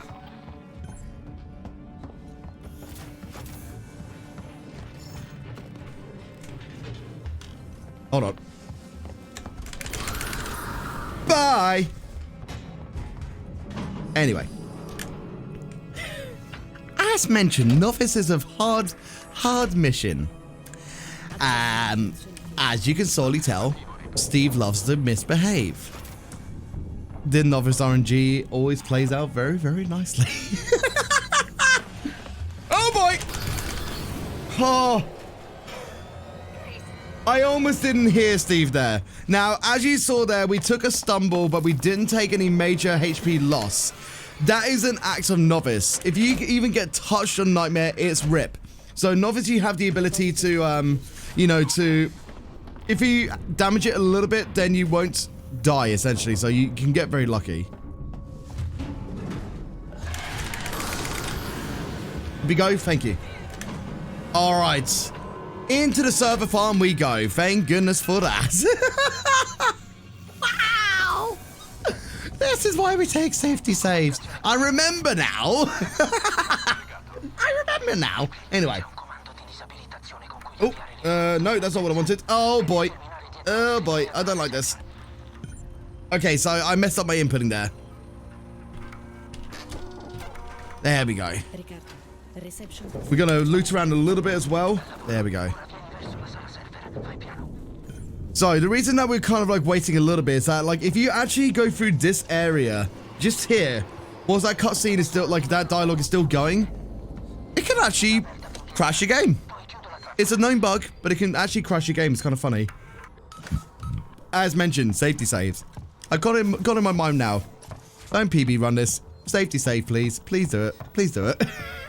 Now, we're probably gonna get another encounter from the xenomorph, which is just here. Bye! I don't know why I'm saying that. Like, that's my tagline for today. It's just bye! Okay, so we're gonna be doing this this lineup puzzle here.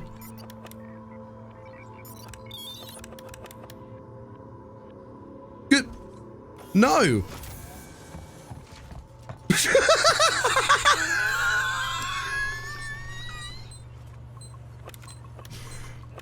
Thanks, Google. Very cool.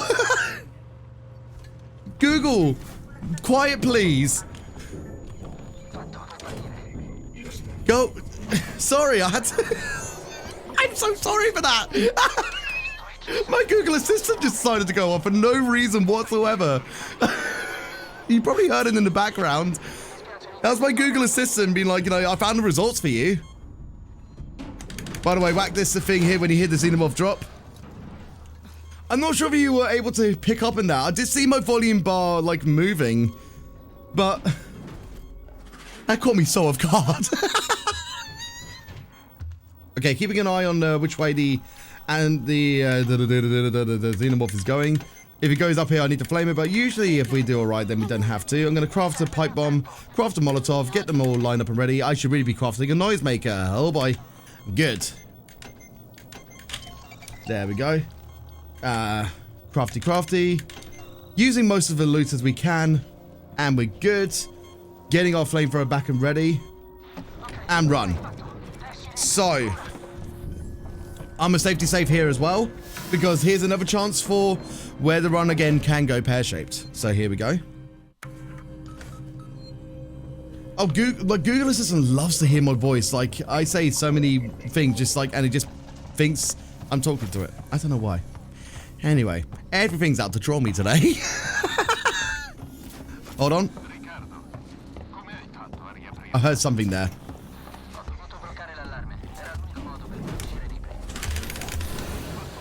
Okay, so we did take another setback there, but we should probably be able to run the rest.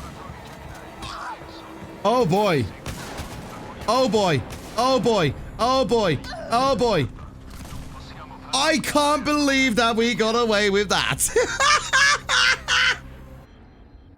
With all of the gunshots that we were taking there, I can't believe we got away with that.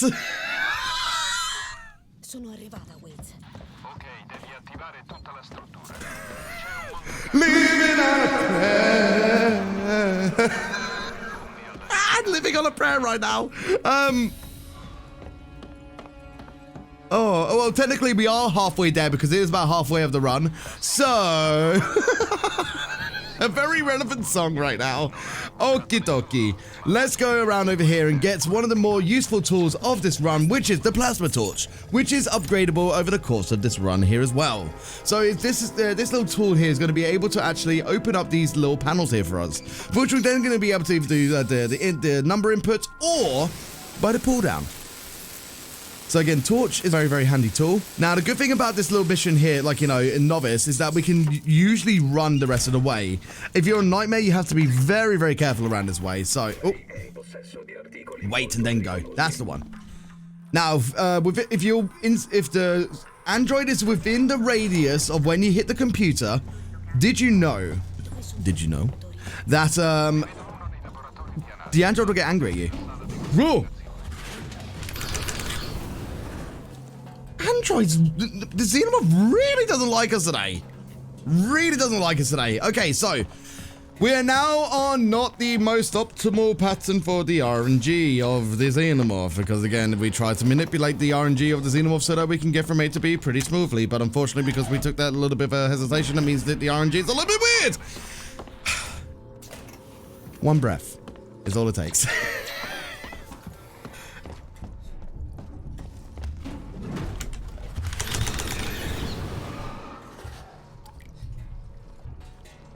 I really don't like Steve right now. Which way am I going? Oh god, I'm all turned around.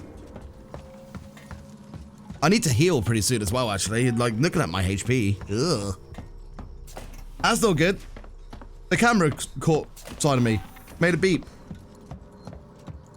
Colonel, I'm trying to sneak around, but the game doesn't want to let me go forward.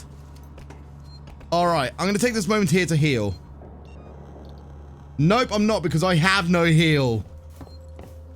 Oh, boy! Just what I always wanted!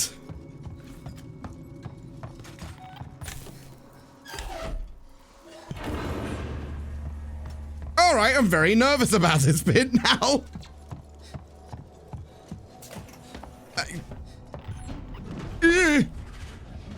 Oh boy, I'm just gonna go down. I believe it's time for a safety save. I definitely think it's time for a safety save right now. I'm get my revolver quickly. Yeah.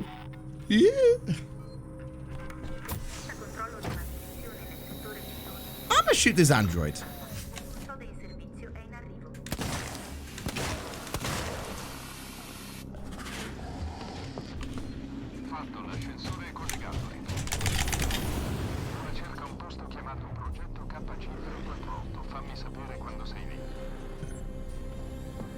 Ah! Problem. That android saw the aftermath of that. And that's why his eyes went red. Ah! Oh my god!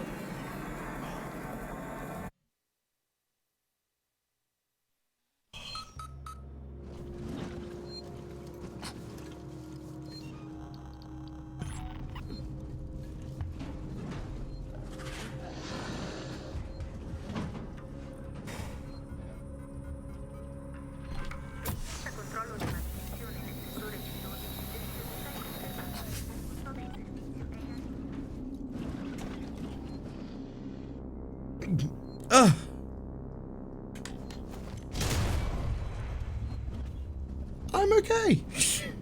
I'm absolutely fine. This is what should have happened. Okay. I really don't like that.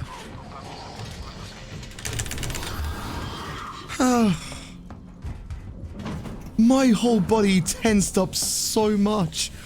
That, I believe, is a marathon first for how legitimately I got scared there. I've been scared in ESA before, but it wasn't as terrifying of a jump scare as that was. I think I need to take a nap after this.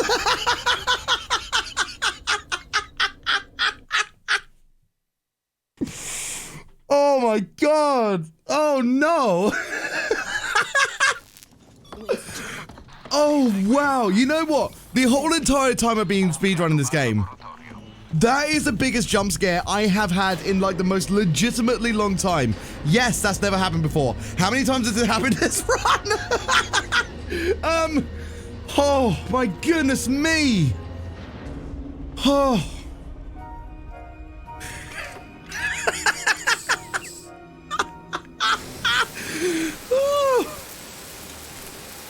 Oh.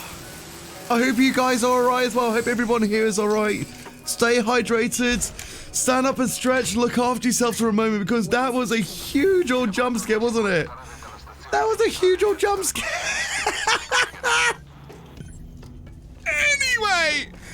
Let's run and hope for the best. This RNG is just going to be misaligned anyway. Let's just run and hope for the best, shall we?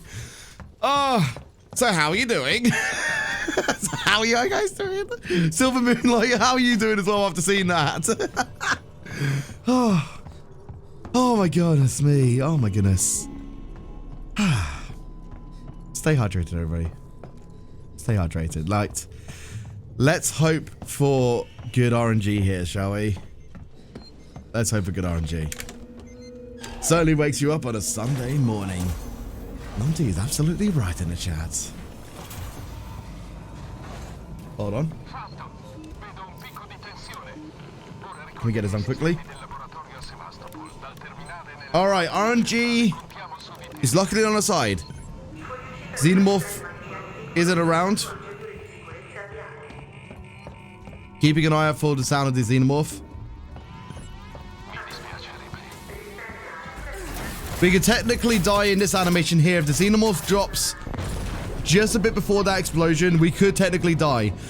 Thankfully, the Xenomorph didn't drop at all whilst we were going around this way. So, luckily, we preserved our physical matter. Surprisingly. I mean, especially after, like, that jump scare, I'm surprised that this area was kind to us. I think it kind of said, like, you know, hey, remember that death you had?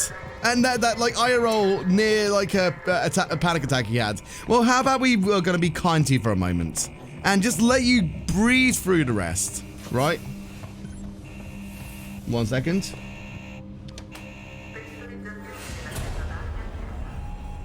Okay. Can I craft a med kit? I can. I'm healing almost immediately.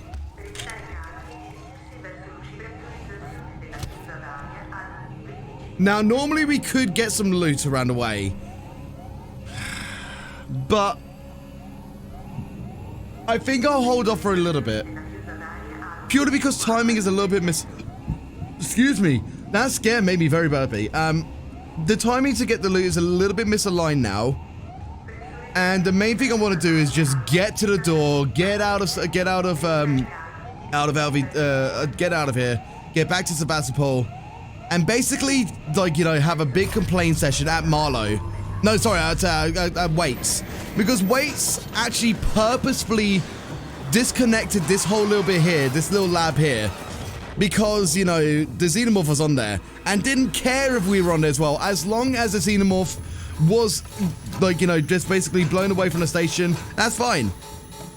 We don't care. Like, Waits is mean. He doesn't like us. But luckily, we managed to get out of the emergency escape and actually navigate our way back into a spacesuit, get onto there, and now we're going to try and find Waits and, stern words. Stern words. Not all is finished there. We still got a lot to do. But I think for the meantime, after that intense jump scare that we had earlier on, let's take some plugs. Let's take some donations if we have any. Thank you again so much for all being here for this marathon. Ori Sky in the chat just says that we are $6 off $8.3 thousand. We can definitely make that. So, let's read off some plugs and donations. Silver Moon, Light, let's go. No worries, my pleasure. We do have a couple of donations to read off. We have $10 coming in from Char Bunny, who says, "Sorry, had to donate again. This is too much fun. Thank you for this awesomeness, chat. Please donate to Please donate to." No, you're fine. You're fine. Sorry, a bit of a tongue twister. There's two versions of 2 in there. That's why I'm getting mixed up. So, thank you for this awesomeness, chat. Please donate to say hi to Steve. Hi, Bye, Steve. Steve. Got there in the end. Oh, we just got the perfect room as well. Basically, this whole little room here is RNG. You can have either one human, one android, 2 androids, 1 android, 1 human, 2 androids, 1 human, or 1 android, 2 humans, or nothing at all. Guess we got nothing at all. Let's continue with the donations if we have any. Yeah, absolutely. We have $10 coming in from Ras, who says, "For an amazing cause and to calm Nico's nerves after that massive jump scare." Oh my god, I'm still not over it. I'm still quite shaky after that jump scare, by the way, Ras. And Charvani, thank you so much for the donations. Do we have time for one more, possibly? Not a problem. We're up to date on the donations. So I just want to clarify about the M&M's target, though. I just got clarification that the target for that is $500, and we're just under halfway there at $238.53. So, chat, you want to see bad cutscenes, don't you? We all love bad cutscenes. We all love having something to share a laugh over. So be sure when you get your donations in to put it towards the M&M's Shell Shock Watch All Cutscenes target. We are so close. Do we have a bit of time to go through some of the videos, or not right now? I'm about to go back to commentary. I'll throw it over to you when I have a free moment. Thank you very much for reading out the donations there, you absolute legend. All right, so from here on out. Great, sounds Sorry, good. I just cut you off there. I didn't mean to. Okay, so from here on out, there is going to be a bit like, we just went over to that little doorway there, and there's like a few humans and security guards. Basically, we're like, we're the threat now. We're the scary people in this area. So what we're going to do is we're going to enforce ourselves through the act of T-posing, which we're not really going to T-pose, but we're going to be using a flamethrower as a T-posing tool by going over to this little thing here to open up the door for us. And what we're going to do, I hope this will work. I hope this will go well. I should have taken a safety save again. I completely forgot. Is we're going to flame the floor, whack this human here, and then we're just going to navigate our way past this android over here. That is a fast strap for Novice. Oh, please get out of my way. Thank you. So that's the fast strap for Novice. And essentially what it is that, like, flaming the floor is going to bring a bit more of attention to your location in the moment. And by doing that, the human with the gun is going to come towards us and basically try to attack us with the gun. And because all the other, usual avid human beings on this space station are scared of this sort of stuff, they just run away. They're not the issue. Just that one guy with the gun is the issue. If you're a nightmare and you meet the human on the way back that we are going to come through now, they are called the sniper, because the moment that they see you, bam, and it's a rip run, literally instantly. So you want to get rid of that human as soon as you can, and that's why Novice, you do it like that. Right, so from here on out, we're going to be going back to the Colonial Marshal Bureau, and only one person is alive, and unfortunately, one person has gone walkabouts. All the other humans have kind of unfortunately died because Marlowe basically broke out. It's like, oh hi, I'm free. You're all gonna pay for keeping me trapped away for such a long period of time. So I think, like I say, I hope that's correct. Please correct me if I'm wrong there, but I believe like Marlowe was like, kind of like turned a little bit whilst it's kept in a inhabitation of a prison cell, basically. So yeah, we're gonna loot the rest of the bodies. You see, like we're decent human beings.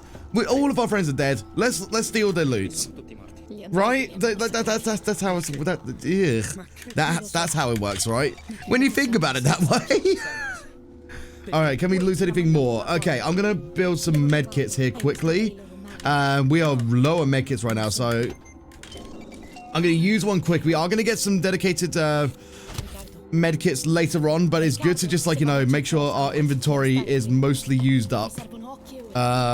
Yeah, okay. Let's see if I can build anything else right now. Start crafting a Molotov. Sure. I'm building another pipe bomb. Can we do anything else? Sensor there. Good. This guy, do you have anything? Nope. That's all med kits. You know what I'm going to do, actually? I'm going to craft a med kit, but not actually build it. That way we can use the loot and just, like, like say, it's outside of our inventory of what loot we have, but essentially it's just there in a holding state, if that makes sense. All right, so that little android that you just heard behind us, normally on Nightmare you'd want to, like, get rid of it because it can be a bit of a hassle, but on Novice you can just run just straight past it because it's, again, they're not very attentive to our location as much, if that makes sense. So right now it's kind of like just going, oh, it's gone. Okay, cool. Now, I wonder if we can get the funny glitch here, actually. Let's try it.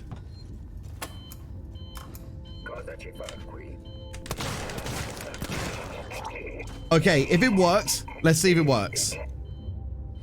Damn. Okay, there is a setup for that, but if you kill that android in the most appropriate way, the eyes of the android actually poke out of their face, as in like, here's your eyes, there's the eyes. It's a really funny visual glitch, but I can't remember the actual setup for it, so unfortunately I wasn't able to show it off in this marathon. But definitely look it up. I think it might be on YouTube somewhere, that little glitch, so look it up on YouTube if you haven't seen it. It's absolutely hilarious. Right, from here on out, it's time to go into mission 12. Then mission 13 is where we're actually going to be like without weapons for the majority of up till mission 14. So it's like, you know, we have to be very, very careful in this coming area because one, there are going to be some androids in mission 13, and like, there is a minor glitch that I can perform, but I just don't have enough inputs on my actual wheel to be able to perform it. You could perform the strat called the peak glitch, which is where, like, as you're going to be having a gas mask at some point soon, as you're taking off the gas mask, you can peek whilst you're taking it off, and that will actually keep the mask on your arm. And when you run by one of the androids, you'll just zip through onto the other side of it, and then you'll only take like a punch, and that'll be it. Because I don't really have enough inputs on a wheel. If I had like a different wheel or something, I might be able to do it. I just hope for the best that the android isn't even there. So potentially there's going to be some health loss, but again, because we did heal, it's not going to be too much of a hassle now, so we're good to go. From this PC here, it gives you immediately the code so that you can just press Q and get yourself out of here. The code here, again, predetermined is 8382. And I need to bring my wheel back because I just threw it on the floor there. All right. So from here on out, again, this is all alternative routing. 8, 3, 8, 2. Good. There's a loot on the floor here. Make sure you get that as well because, again, good loot is always important. This is all about alternative routing, as I mentioned earlier on in the stream, in this run, actually. So we're having to take these elevators here, like traverse these elevators here, to basically get ourselves up towards a way to try to talk to Apollo. Again, Apollo is the AI of the whole of Sevastopol. So that was kind of like that's what our friend Jeremy, I think it's Jeremy, I might be wrong. I think it might be Jeremy. Anyway, the person who was, like, you know, still alive in that pool of bodies there, basically wants us to try to divert power again, diverting power, so that we can actually make our way over towards, oh, sick, we got the Superman glitch. Okay. So the Superman glitch is basically going to be a case of, like, you know, you can get to this, get to that little vent early. Normally you'd have to wait to go up again to actually be able to get a prompt for it, but what we just did there is actually kind of unlocked the camera so that we could have moved around that whole animation of being going up to the vents, and we could have hold on a second, flamethrower. Hi, bye. That android could be a pain, so you want to flame it, so bye. What else from there? I lost my train of thought. Again, with the wrench, we're going to be throwing over the wrenches here to basically all engage like a free prong power to open up a door very, very soon. And oh, goodness me, I lost my train of thought about what I was talking about. Oh yeah, alternative routing. Basically, gotta go fast another way. That's the simple terms of what I was trying to say. Now we want to go, we want to run immediately as we can here because we only want to take one punch for this android. So we need to get over to this terminal here. Run it, like, you know, run over, activate it. There's going to be one more terminal just here, which is then going to open up the door for us. We want to hit one punch. There's the punch, and now we can make our way through. There we go. Because that way we know that we won't be able to get, like, grabbed from the android, because again, there's always potential to be grabbed by the android.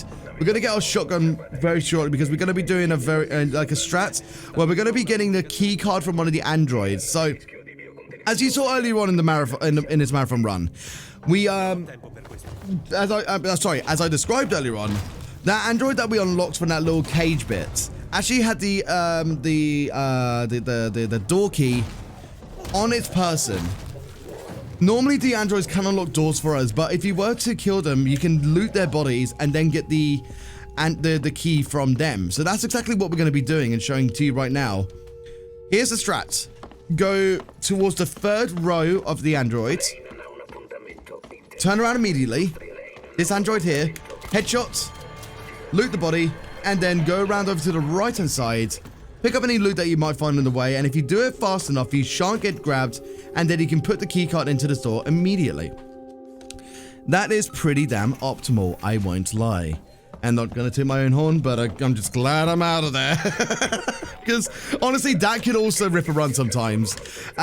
Because they could, like say, especially if you haven't healed in a while, and it grabs you, again, potential health loss. Even if it's on Novice, there's always a potential reset point there.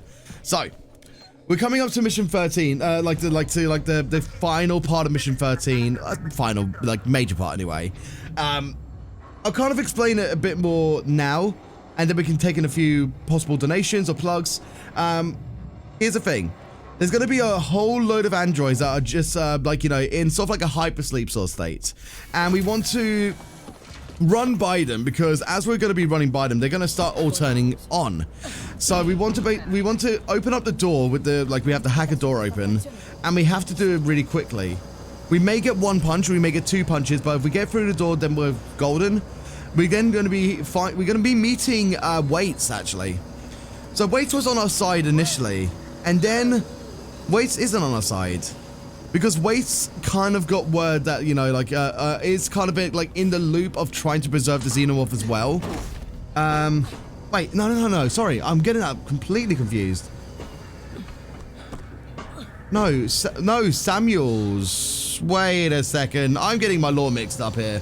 Hold the phone.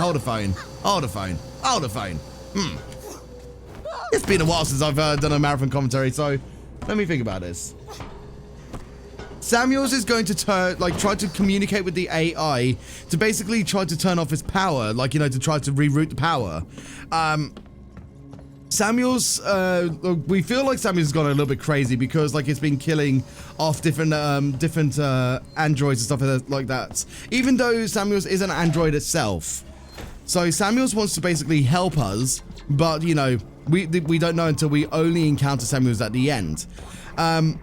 Samuels tries. Unfortunately, Apollo doesn't like the request, so he tries to reroute all the power into the point of actually talking to Samuels and tries to, basically electrocute him to a point where he becomes incapacitated.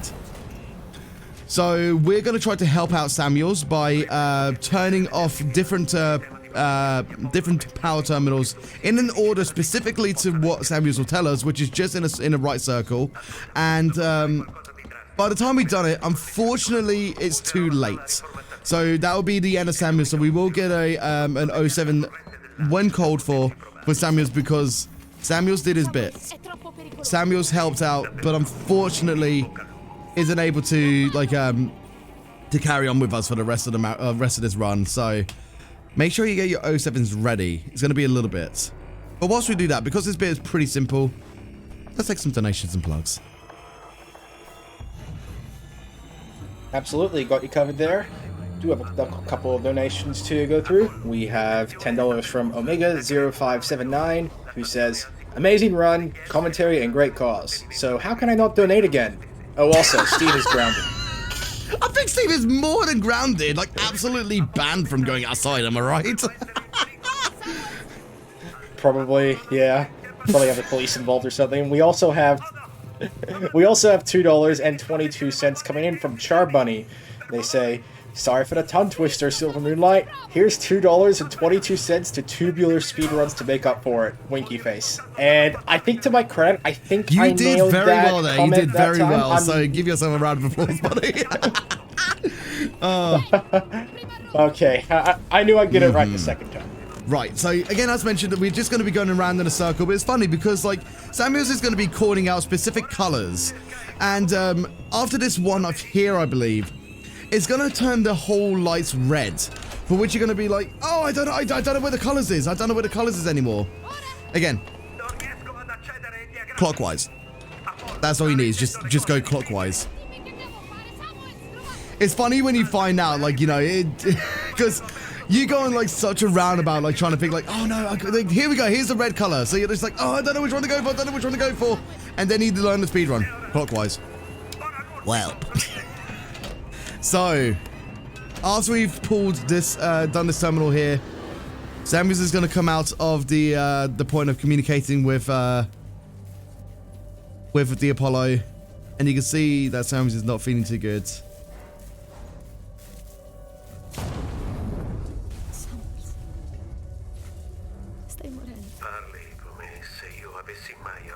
And for the first moment, Samuels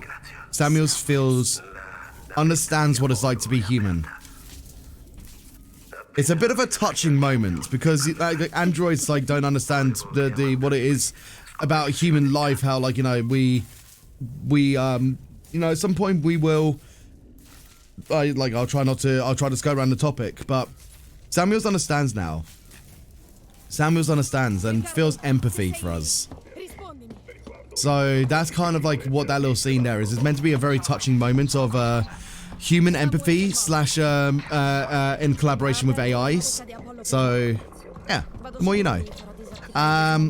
By the way, just run by the androids. If they come towards you, shoot them in the chest. And oh yeah, sorry. Can we get the 07 for Samuels, please? Sorry, I completely forgot. 07 in the chat for Samuels. You did your justice to help us towards getting further towards talking to Apollo. Thank you, Samuels, for your service. Now, here's the fun thing. If you press E too many times on this cart, the cart will despawn and you'll just straight up fall down and die. If you like, because with the PC runs as well, and you can use the mouse wheel for the E. If you scroll on the tram, then you get the ban, basically. So don't do that. Don't do that.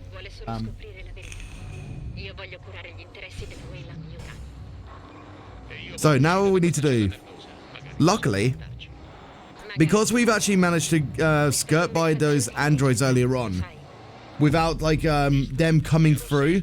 The door for the android is at, look, they're going to be trapped behind that door.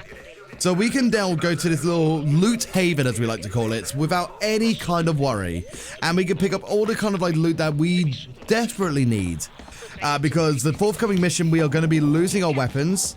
So good time to craft and good time to, like, you know, just like build all the things that we need. There's some shotgun shells there. There's some more revolver ammo. Emp mines is what we're now being introduced to. Emp mines are a very crucial, essential for some of the upcoming strats. So I think we got all the Emp mines. That was 3 there, I believe.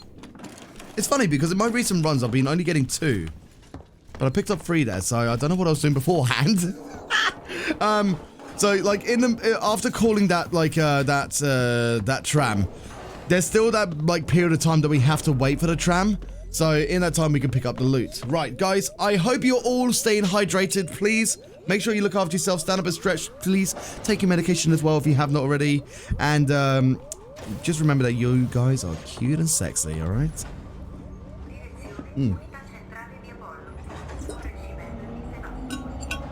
Alright, do we have time for one plug, maybe? I just realized there was a bit of confetti underneath my underneath my water bottle. So yeah, please take away a plug if you have one. Yeah, not a problem at all. I would just like to plug the upcoming incentive for, well, Bid War rather, for Nintendogs and cats. Name a dog. We all love doggos, and we want to give it the best name possible, so I'll just plug on how that's tracking right now. 4th place, we have $34.34 with Knack. The name John Wada is in 3rd with $49.99. And then for 2nd and 1st are neck and neck. Becky is coming in 2nd with $289.25. And currently in first place is Scoobert with $306.24. So we still have some time before Nintendogs and Cats. So if you would like to see any one of those particular names be the name of the lovely, cute cutie pie doggo, be sure to put your donations in towards that poll. So yeah, let's take a look at what kind of adorable name we can come up for an adorable doggo this time around. Much. Yeah, so yeah, everyone, more incentive, more bid wars that you can put your money towards. Again, it all goes towards the Trevor Project, so thank you so much for all of the generosity, all of the kindness that you guys have been, that you lot have been putting your money towards. It means the absolute world. So, again, predetermined code. Wonder why my pedals were like double input in there. That was weird. Anyway, so we just got kind of briefed about, like, you know, this whole area that we're going to be traversing, and right on the table there is a code that is 4930. Now we're going to be turning on these little bits here so that we can actually open up a door that is kind of a timed based door. And the reason I say that is once you activate the second little hack here, the door's going to be open for, like, I think it's might be about 30 seconds to a minute. When you do your first playthrough, you're kind of unsure of, like, what door is opened. And then you kind of see the door that's just in front of you in a moment, not this one, the next one, is open. So again, make sure you get to this door in a swift amount of time, and then you can then start to navigate your way up. But again, like, if you miss the time, then you have to do this hack again, because the game can be mean like that. Now, when you actually look underneath these windows, you actually catch a bit of a glimpse of some suited androids. Now, these suited androids are called Super Joes. For the by the way, the androids are called Joes, by the way, because they're friendly Joes. It's kind of like the branding of the androids upon Sevastopol. You'll see it on the different like flyers and stuff that have been advertised. So Sevastopol has advertising. It has a budget, apparently. So the androids are wearing, like, suits that will reduce the EMP blasting, like, you know, it's like, you know, it's kind of like, you know, anything that might be electrical, it will remove any kind of electrical input that it may take. So, you know, when we used the stun baton earlier on the androids, stun batons won't even have any kind of impact on these Super Joes. So, and they are a little bit more extensive in, like, how much damage they take as well. So we do need to be mindful for that. Here's the gas mask I was talking about earlier on, and when you're taking it off just there, that's where you would peak. So I'm hoping there won't be an android down here. There is, however, because we took a little bit of time in this mission to get to there, the android was, like, so close to the door that it actually was completely unaware of us grazing past it. So potentially us taking time there was actually a good thing. Wow. And I messed up the code. Wow. All right. Anyway, so that might ruin a little bit of android pathing, but it's fine. It's fine. So we're going to go back. We're going to go back through these doors here. Like, we're kind of going one way, coming out the other. And now we're going to be turning off some computers in the server farm itself. So that's actually going to open up another vent for us to actually go through. So here's 1 computer, 2 computer, 3 computer, 4, 5 potato, 6 potato, 7 potato more.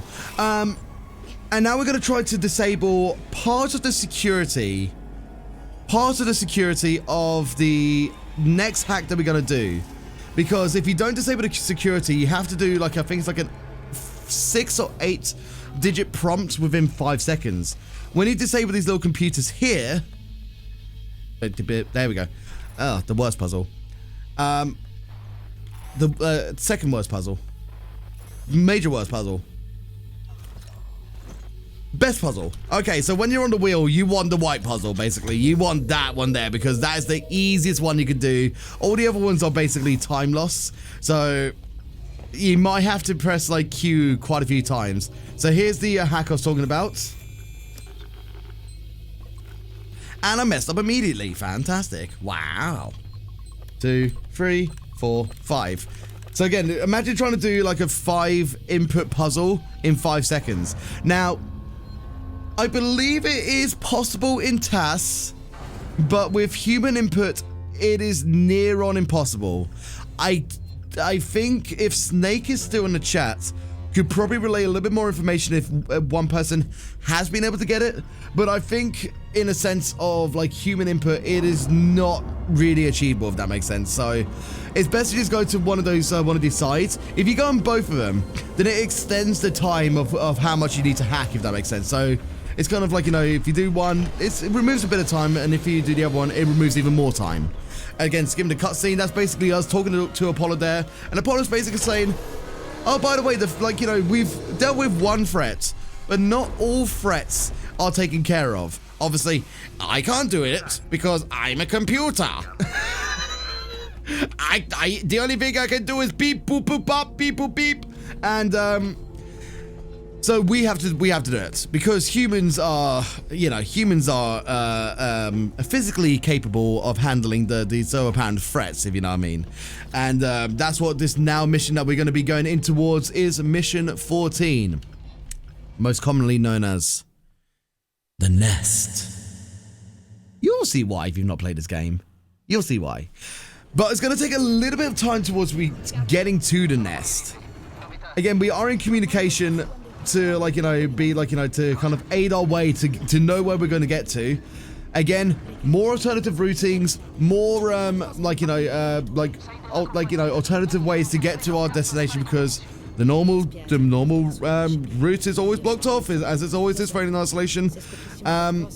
So again, there's going to be a few more things that we need to do before we can actually get there. We need to, like, power up this terminal here, and what we're trying to do is there's like a little bit of a vehicle behind us that's kind of attached to the floor. When we power up this way, it's actually going to move the vehicle a bit more to the left so that we can actually get to the door that we need to. Now, I'm going to be taking a safety seat here, actually. It's been a while. Now, here's a fun little strat. If you hang towards the left, you can get to here just a little bit quicker. So, safety save. Boom. Get our EMP mines ready. I do have 3. Nice. We are going to be planting an EMP mine very shortly. It has a sensor on it, so that when one of the androids actually crosses the path of the sensor, it will then, you know, implode, and it will then shoot off an EMP blast in the form of the android. The android is not going to be completely disabled, but it's going to be to a point where it's going to be inoperable for a specific amount of time, which would give us a great leeway time to actually use the upgraded torch tool that we got. I think it might be the plasma torch now, to actually open up these doors quicker. So each upgrade that you get for the torch means that the doors will be opened much quicker, because you know, that's how upgrades go, right? That's how video game logic works, I guess. Yeah. There is going to be another android coming up very, very shortly. Now, the prior strats, it's kind of funny. I figured this out like about maybe a month or 2 ago. Like, we don't actually need to kill this android. We don't actually need to kill this android. Here's the thing. What we can do, though, is if we go to the first terminal and power it on, if we do all this in a very timely fashion, we can actually preserve the android, but we can get underneath this little vehicle here. So here we go. Throw it down. That's going to disable it for just a period of time. Do this little terminal here. Pick up that loot there, because loot is chef's kiss. Except we've got too much loot and we can't pick that up. Perfect. So here's the third terminal that you do need to... Whoa, that was close. I almost threw the EMP. Oh my god, that would have been very close. Now the next one is just a spam E1. So the faster you do it, the better it is. Here we go. Now you can hear that the android is over to our right. So we want to move left almost immediately, then roll down over to the side. Kind of like, you know, just playing Ring Around the Roses with the android. Fall down, and then make your way through. Let's go. Let's go. Now, again, Mission 14 can be very resettable. Extremely resettable, even. Because, again, with Novice, as I mentioned earlier on, Novice is harder than Nightmare because of the strangeness of the RNG. That's just the name. That's just the game for you. Who would have thought, right? Who would have thought that the easiest category is harder than the hardest category? Now, we do need to wait a tiny section before we actually cross this door. And the reason for that is, you see these little androids over there? If you go too fast, it will actually confuse which way the door is. Like the properties of the door going down. and it will kind of put one of the androids on the other side, and then it'll think, okay, so the door is closed. No, the door is open. So if you're gonna like hack the door very soon, then the door's gonna be closed for you, even though the door is up. So like the game logic gets a tiny bit confused, and that's why we have to wait just a little second here. Now this android is gonna be a bit of a pain, so as what you have to do for this run is that you have to charge up the this little thing here, and then BAM! Bye! So, we do get a code here very shortly, which is 6832, so we need to go into it by pressing E. Oh boy. 6832, perfect.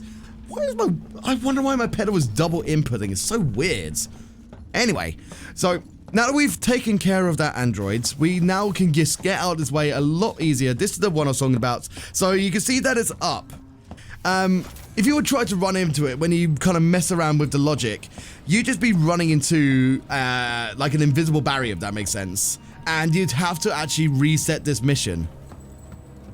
Because this game has a few ways to wreck your steeds, to say the least.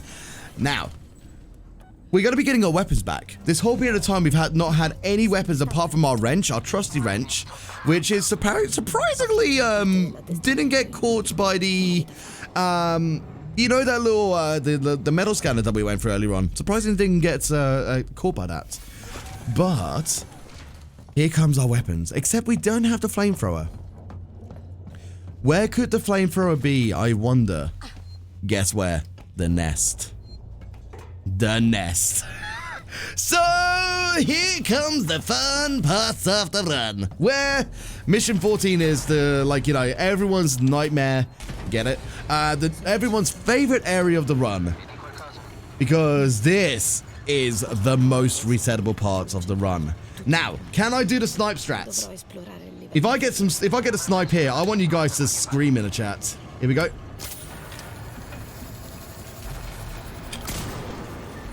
I just did the snipe! Are you kidding me? Marathon first!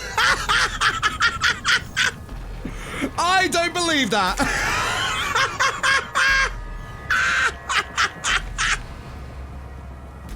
I have never been able to do that in a marathon, so that's hilarious. Oh my goodness me. So basically that just saves a little bit of time that you can cross by that android so you don't have to shoot it in the chest. It's literally like, it's like not even a second time save, but it's just a cool little thing. It's just a cool... Yeah, gamer moments. So at least I redeemed myself from the prior deaths by that snipe shot there, am I right? So now, that was hype. Here comes the focus. Getting our flamethrower back, picking up any other loot that may be the way. If there's another flamethrower fuel there, then that's great. Except we've got an extra 200 flamer fuel. Excuse me? I'll take it. By the way, there's some little face huggers on the floor. If you just go to this terminal here, they will despawn. Anyway, so like those aren't a worry for us anymore. Pick up some loot whilst you're at it. Go around in an L shape around there, because there's a little you know, face hugger egg just over there to our left. If you get a bit too close to it, then within its radius, then it will spawn out and you have to kill it. It's a time loss. Now,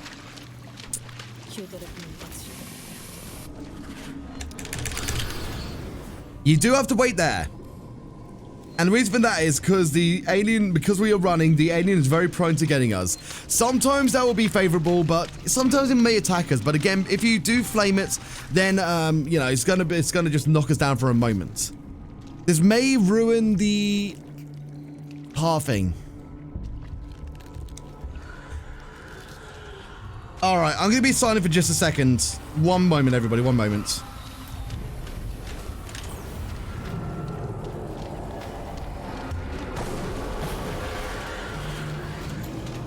Yeah, I knew that was gonna happen. I knew it. That was not... Because we took that, like, that grab bit, we were completely out of the RNG pathing, so we'll try and do it again. But we won't take any hesitation. You heard 2 drops there. If you hear 2 drops, that's bad news bears, if you know what I mean. That's bad news bears. So again, despawn the facehuggers. You only really want 1 to drop in that instance, and that's why. That is literally the description of the why. Okay, so go around, getting this alpha conduit activated. So activating an alpha and a beta conduit to basically return power to the main area of this whole bit that we were just in. Here we go. That's what we wanted. That is what we wanted. Which is basically for it to go and up vent into the specific pathing of, like, you know, for the xenomorphs, if you know what I mean. If we didn't, then it would be a case of, like, you know, what just happened. So now that we're in the optimal pathing, we're going to continue to run all the way through, flame the facehugger that's on the floor. Then once the first xenomorph drops, we're going to hang to the right. All right, hold please.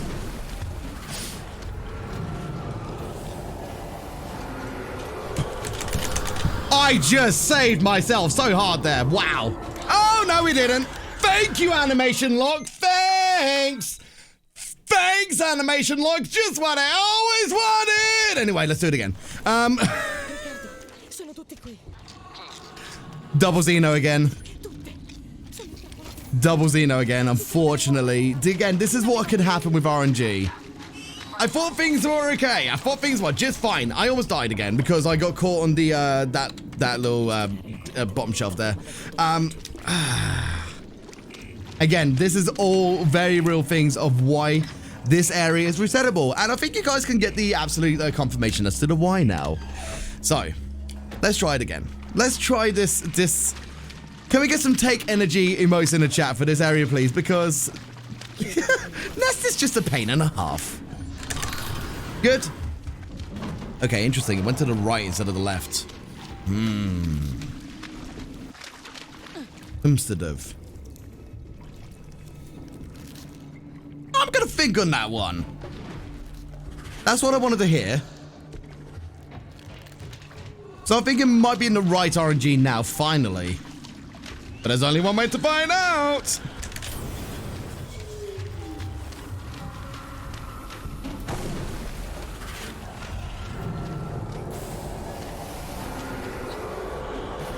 Yay! I did it!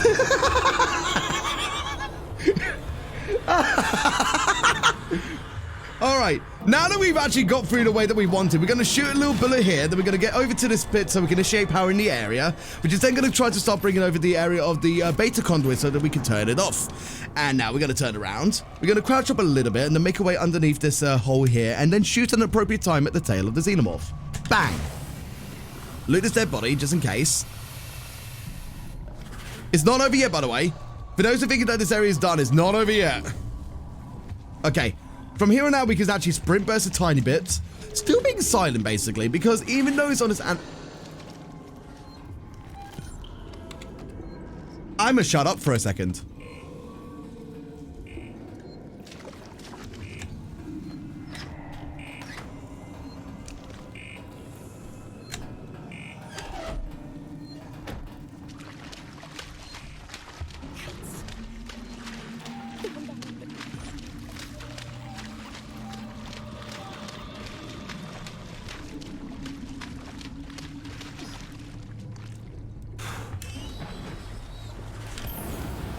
Okay, facehugger at the end there.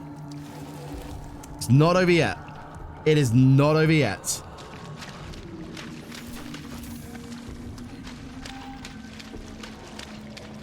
Okay. All right, Nest is done. Nest is done. Thank goodness for that. To be fair, in a marathon, 3 times is not the worst kind of situation. This is why the time is at 3:15, because there's a chance that the Nest can seriously mess us up. However, that is done. That is dusted. Now, the only thing we need to do from here is activate all the terminals, turn on all the PCs, and we're good. Then we're golden. But what we're going to do is we're going to be getting our shotgun ready, because we're going to be... tickling the androids that you see here with 2 headshots usually. I think it's on Novice. Yep. Okay, so we're going to reload. Get ready for the next one. Now, there is actually a fun little animation thing that you can do here. Once you've actually shot, you can do the peek. You can hold the peek key, and that will actually bring the shotgun like right back into your hands, if you know what I mean. It's like they call the shotgun peek. And if you're too close to the android, that's exactly what can happen. Ha! Oh, okay, you died by my wrench. All right. Hey, guess what? Bye! Anyway, waiting for the white puzzle. We want to get the white puzzles because they're easier to hack. Green puzzle is the slowest hack possible. Perfect. Just tap left and enter as you're going through here just to try to find the point as quickly as you can. Going to this one here. Each side is 2 puzzles. The left side is these 2 designated ones here. So we're going to try to do those 2. Now we're going to go over to the other side, pull down the terminal. And then there's going to be this one here. And then the one just down there.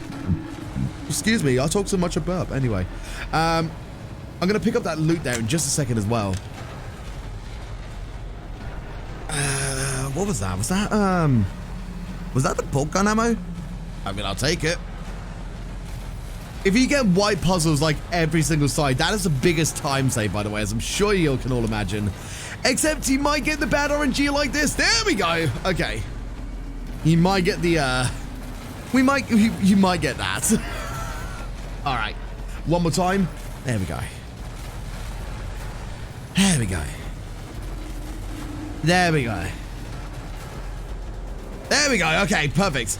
See, that's how nice the RNG can be for us. Whereas literally on the point, like, you know, it's already on that point of RNG, or it's just to the left. So it's an easy white puzzle. Now, as soon as we pull down this lever here, the androids aren't done with. It will actually spawn like 4 more androids in the area. And after a period of time, they shall spontaneously combust because we have been basically like bringing down the AI of, oh, I'm going to go the other way. We're basically trying to shut down the Apollo's AI so that we can actually, you know, get rid of the xenomorph and do all the things. Because again, the xenomorph is in our way. Okay, I still got grabbed. Now, am I going to get the funny animation here? Yeah, so what just happened there is that it was in the midst of grabbing us, but because it reached its point of where it took too much fire damage, it just let us go. What a nice android, am I right? What a very lovely android. Now, the reason we've been doing this as well is that we're hoping that if we do one massive EMP blast from this whole conduit spaces, that it would, you know, that it would kill these xenomorphs.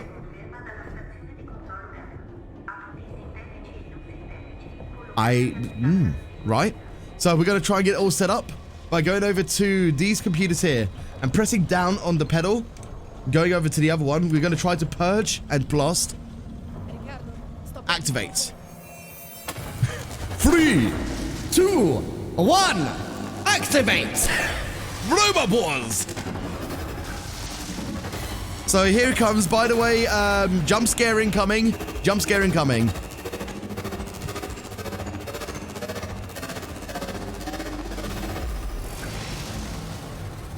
Keep a lookout. Have a look around. Oh, there's a xenomorph there. 3 xenomorphs. So this whole time, when we first started off, we thought there was only 1. In the nest, we encountered 2. In that visual there, there's 3 androids. Uh-oh, that's not good. So yeah, as you can imagine, not the best situation that we're in right now, where there's now multiple xenomorphs ready to wreck our steez. Nobody likes their steez getting wrecked, so we're gonna craft as much weapons and ammo and like a nutritional medication through the form of injection as we can, and try to get out of Sebastopol. I think we've kind of like done enough already. I think we've done enough. But we just remembered. We still haven't actually found the message from our mother yet. So we're still basically on that mission to try to find any kind of information. And we kind of get like, told to us that, you know, there might be some information on, like a little offshore, little station. I think it's the Nikoheart. That may have some information, if you know what I mean. That may have it. But, again, before we do that, we will need to try to get, I think we need to get back to Ricardo, not Jeremy. My goodness me, I just remembered the name. You remember I mentioned about like another human, Jeremy? It's not Jeremy. It's Ricardo. Ricardo's the only other human that is alive after that Mission 11 section. It's Ricardo who has been our saving grace this whole time throughout the last like 4 missions. Now, I'm gonna try a strat.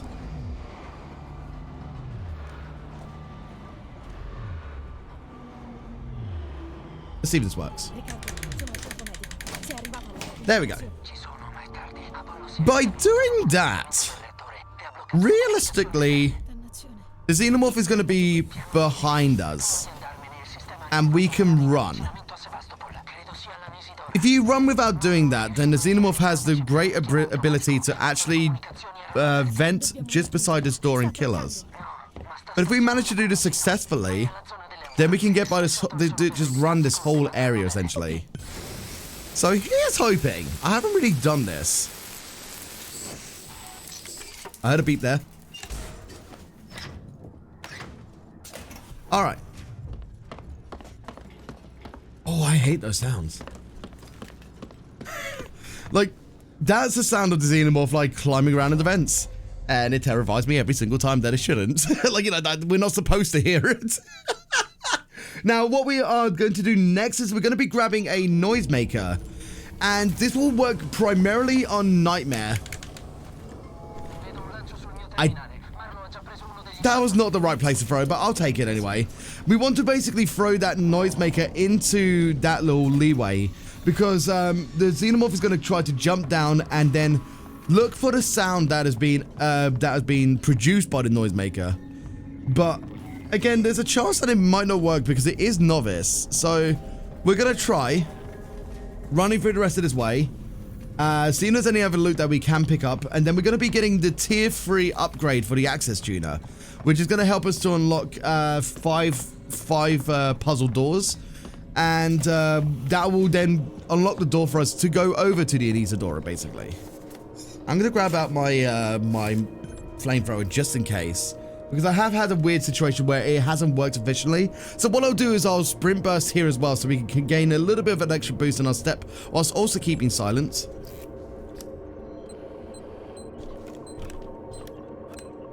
There we go. I haven't heard any xenomorph footsteps, so we're okay. And here we go. Over to the Nikoheart, and it's a fun time over there. That's all I'm gonna say. It's a fun time over there. Now, there is some more like you know, captain logs over there for like, you know, why they're being kept over there and stuff. They kind of like did get away out a little bit, I think, before the xenomorphs became a problem. So again, like, my lore knowledge is not the best, so I'm sure there's going to be other people here in the chat as of this the stream has been done that could probably give you some information about like what's going on. But for the very most case is that there is definitely like a kind of threat over there as well. But we'll find that out as we get to it. For the meantime, we kind of now know that there may be just like some kind of log from our mother on the Nikoheart. We're now completely out of range of talking to Ricardo. Again, Ricardo's been like, you know, our saving grace for the majority of the last missions. I mean, in our head. But now we have no ability to be able to talk to him, so we got to do this all ourselves. So we're going to press E and press down. It's going to be 4, 5, 10 for this little code here. Again, they're all predetermined. 4, 5, 10. And then we're going to be activating 2 terminals here. Now, let's see if we can get the glitch. Are you ready to see if we can get the outer body glitch? It's a minor glitch. It's just a visual glitch, so it's nothing more than that. But let's see if we can get it. We can do some 360s. Yep, we got it. Nice. So 360, 720, 1080. I forget what. Okay, somebody calculate 4 times 360 because that's the most I have ever. That's the most I've ever turned around in my human body. I love doing that. You can imagine when you're doing that on the steering wheel. No, on the mouse and keyboard. You can do like an infinite span around whilst you're going around. So on the wheel, you are bound to like the sensitivity of your turn. 1440. SSX tricky. Let's go. Oh, that's a nice puzzle. Okay, so once we've done this little terminal hack here, it's going to give us some more. It's going to open up some more doors for us again, like alternative power routing. So now we've got some more access to the Nikoheart. But yeah, a 1440. That's the most I've ever turned around. That's actually hilarious. Now, you do have to be careful because there is a chance you could rip your run here if you forget about the facehugger that is on the floor. For safety's sake, what you should do is you just hang back 10 for a moment, let the facehugger come through the boxes and then flame it. So I'm going to hang back a little bit. There's the sound. And it's dead. So, just to be on the safe side, again, this is a marathon run. I have taken some unfortunate deaths. I do not want to take any more deaths because, again, if I died there, it would be from the very start of the Nikoheart.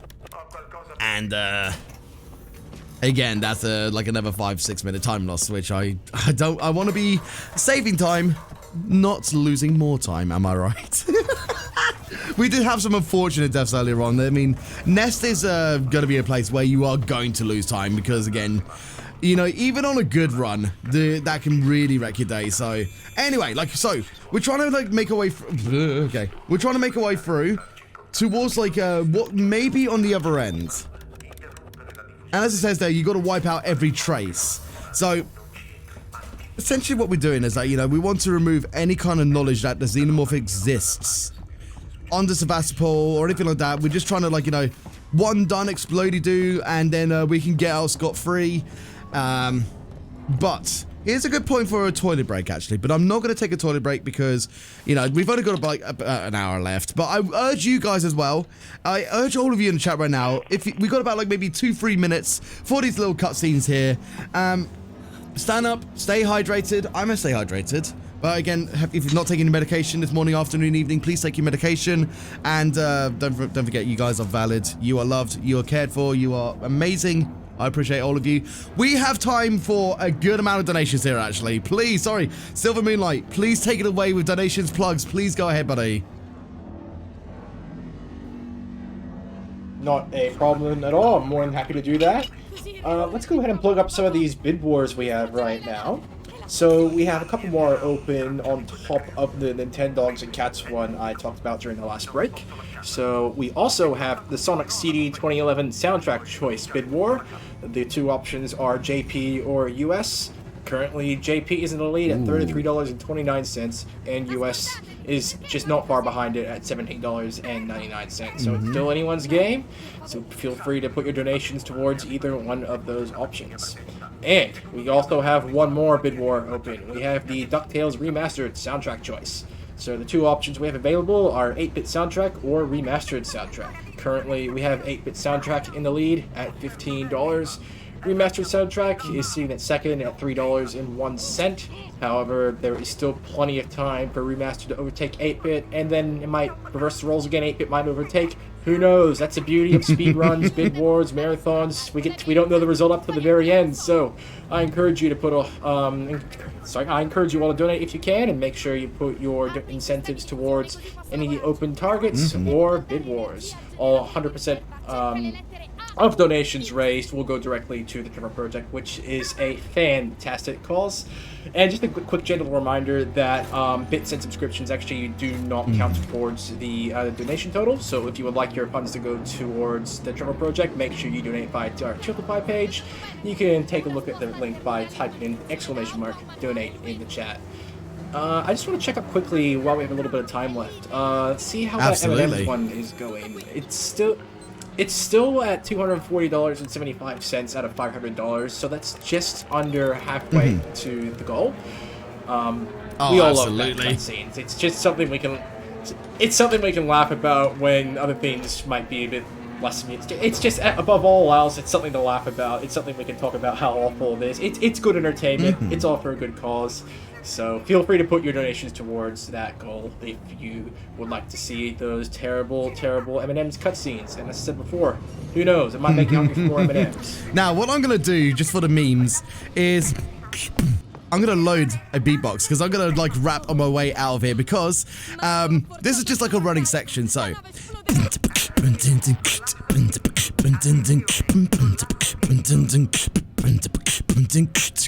Okay, so I got my beatbox loaded, and I'm gonna give you guys a rap on my way out, and I want to see you guys sour please in the chat. We're running away. Oh no, we are going today. Getting out of here, it is a fire. Everybody now this rapid fire. Oh no, I might die again because I have died quite a lot in this game. But no, oh no, let's go on the two.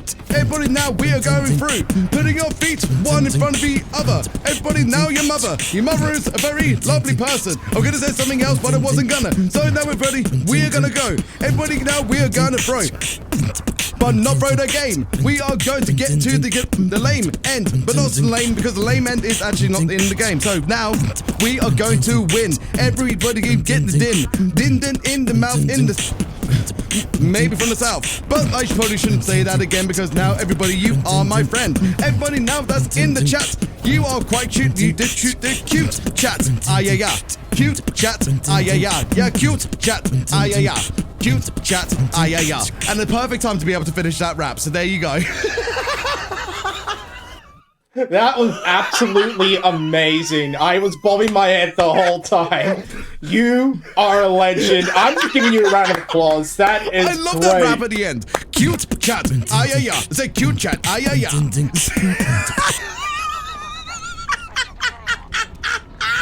Oh my goodness me. I don't know if I can take this run seriously anymore now.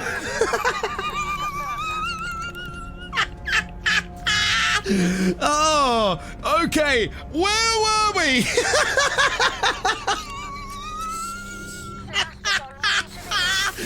Oh, well, at least I brought some entertainment to this run anyway, so... I can't take this. I can't take this seriously anymore.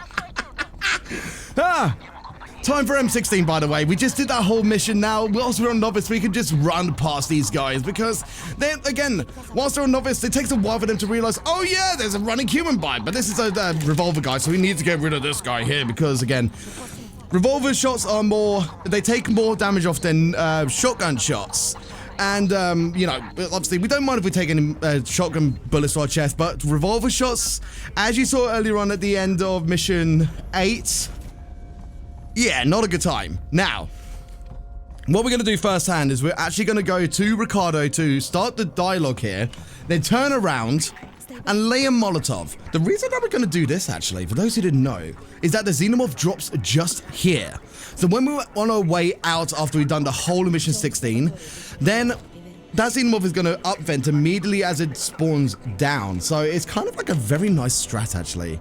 I'm going to craft another Molotov just in case and get the pipe bombs ready. There are three humans at the after the tram here. If you throw the pipe bomb efficiently, you should be able to kill all 3 humans. And then when the Xenomorph drops a little bit later on, the Xenomorph will just go back up because there's nothing for the Xenomorph to bite upon, if that makes sense. That's ideally what we want, because we don't want to have to deal with the Xenomorph, like, you know, roaming around at the speed of sound. And, yeah, you know, like, we're just making our life easier. Apparently, am I right? Now, we're doing good on health-wise. We could probably craft another pipe bomb and start crafting. Okay, here we go. Nice. Now, time to throw. Time to throw this and hoping for the best.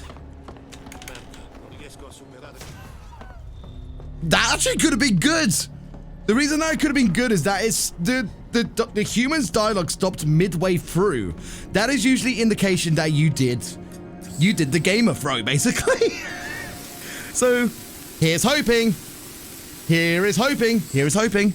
And from here on out, I always love talking about this, but when you do this little section here, if you're doing a run category called crouch clipping only or CC only, you can use the crouching ability. Oh, by the way, 1 second. Yep. Oh boy. Yep. Nice.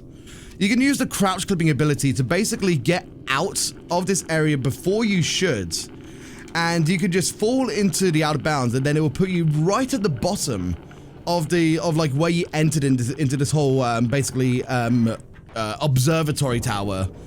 And it's like a huge time save, so you don't have to wait for the tower to like go back down and then for the doors to open up. So it's one of my favorite things. Unfortunately, I can't show you because it's not the crouch clipping only, but maybe in future marathons I might submit crouch clipping only all missions at some point, so maybe you guys will get a good taste of it at some point soon in this forthcoming year. So I'd love to submit it. I'd love to submit the crouch clipping only to fast-paced events for their future events, so maybe you shall see. Like I say, maybe if the games committee allows, you may see a crouch clipping only run at some point in the future. For the meantime, what we're going to be doing from here is, like, as this is going down, you might notice that there's a few little dishes around. Those like radio signal dishes are misaligned. So now that we've inputted those codes, it's given us like two numbers, 35 and 75. These are kind of crucial because those are the actual positions that are needed to turn those radio dishes, well, you know, the transmission dishes into the right placement so that we can actually talk to the Torrens. That's right, the Torrens is still active and like there's still things going on. Verlaine, who is the very person who briefed us in the very first place, we didn't even mention about Verlaine, but Verlaine has been in the Torrens the whole time. By the way, we just got a gold split in mission 15. How did I do that? Wait a second. I saved 3.4 seconds in the last mission. with that beatbox rapping, that actually advanced us a little bit for a 3.4 second time save. That's hilarious. Oh, that's always so funny to actually see. That is so funny. Right, where was I? So yeah, now we're in a spacesuit, and it's another slow mission. So this is perfect time to have some good plugs. I think the only thing I will say before we do the plugs and stuff like that is just a case of we're going to be going towards like the very end and activating like say more power to the point of where we can start to rotate the dish, if that makes sense. So we have to always engage the power to then do the thing. Alternative routes, power on, do the thing. That's basically the base of this game. Now, it's time for some plugs. Silver Moonlight, take it away. Yeah, absolutely. Sorry, I'm still just catching my breath over how amazing that rap honestly, was. I was debating if I should, but like I was just so enthralled in the moment that my brain just took its own path. Well, look, your brain made the right decision, and I think chat can agree with you, including Numpty, who sends in $15 and says, I agree with Nikoheart. Cute chat. Aye, aye, aye. Cute chat. Aye, aye, aye. Chat, you are all amazing and loved. Love heart. Awesome. Did you want to talk about the charity as well, actually? Obviously we are donating towards the Trevor Project, but Silver Moonlight will take it away and talk to you a little bit more about what the Trevor Project actually does for the LGBT community. Yeah, not a problem. More than happy to talk about the amazing charity we are raising funds for. So we are raising funds for the Trevor Project, and what they do is that they work to save young lives by providing support through free and confidential suicide prevention and crisis intervention programs on platforms where young people spend their time. A 24/7 phone lifeline, chat, text, and soon-to-come integrations with social media platforms. They always aim to be there for LGBTQ youth in crisis with a clear message. They should be proud of who they are, and they are not alone. And for the past 21 years especially, Trevor has worked to save young lives by providing support through their free and confidential crisis programs on platforms where young people spend their time. Online and on the phone, through their other mediums such as Trevor Lifeline, Trevor Chat, and Trevor Text. They also run Trevor Space, the world's largest safe space social networking site for LGBTQ youth, and operate innovative education, research, and advocacy programs. So it's an amazing cause. It's great that they have the space there for people who are seeking support. And feel free, 100% of proceeds of donations go directly to the Trevor Project. And you can also find out, if you want to find out more about what they do, you can visit their website at thetrevorproject.org. Thank you very, very much for your lovely words there.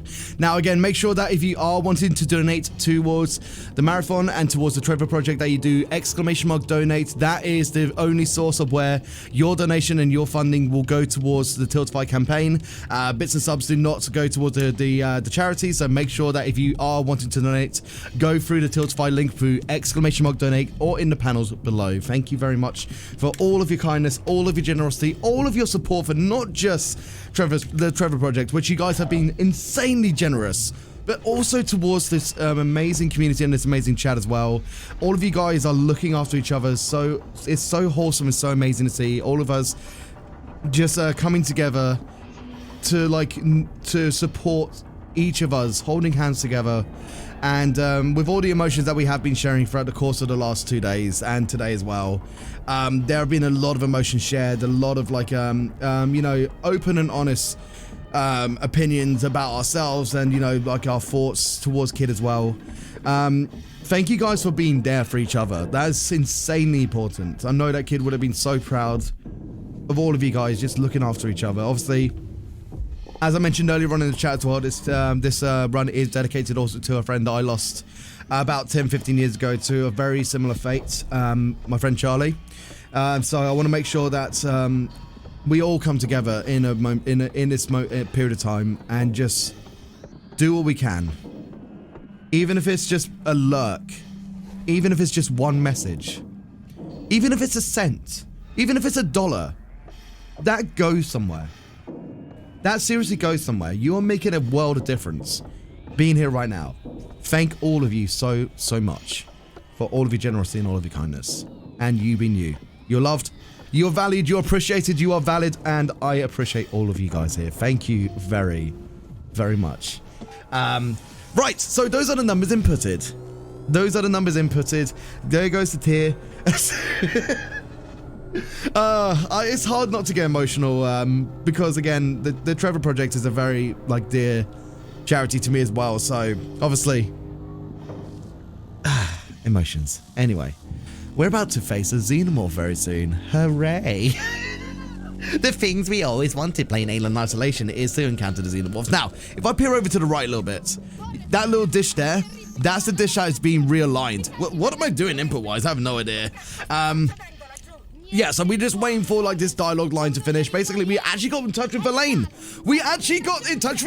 Hooray! So Verlaine is basically like going to try to dock into Sevastopol so that we can just like, you know, jump into it and escape essentially.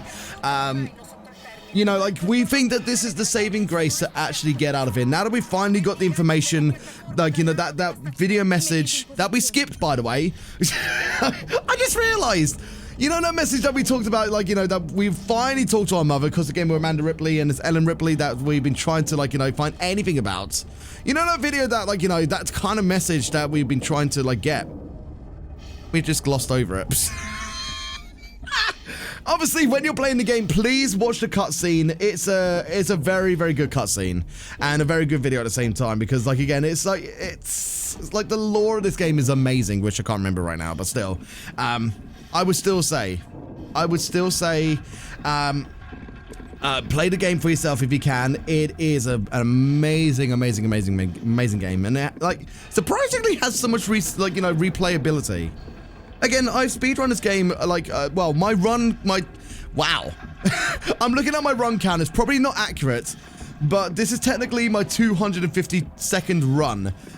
I don't think that's accurate. But you can understand, like, you know, that if I'm doing just this run at least 252 times, this game is always thrilling. Always thrilling. So definitely, if you are able to get this game for yourself. By the way, if you look up, we think that we've gotten rid of the xenomorphs, all right? So you think we've got them. Now, not many people actually look up in this way. If you look over there, look to your left, xenomorph just got itself back into Sevastopol. So it's funny. People in their first playthrough actually completely forget to look up. Like, you know, when you find out in Mission 6 that you have to look up to get out of the way, so you can actually take the alternative route, just there. If you look up, you get that you understand why the xenomorph drops. Yep, Steve never left. That's it. Upsie. Now, remember when I threw that pipe bomb earlier on? Here's hoping that I did that correctly. Let's first off make sure that all of our guns are reloaded.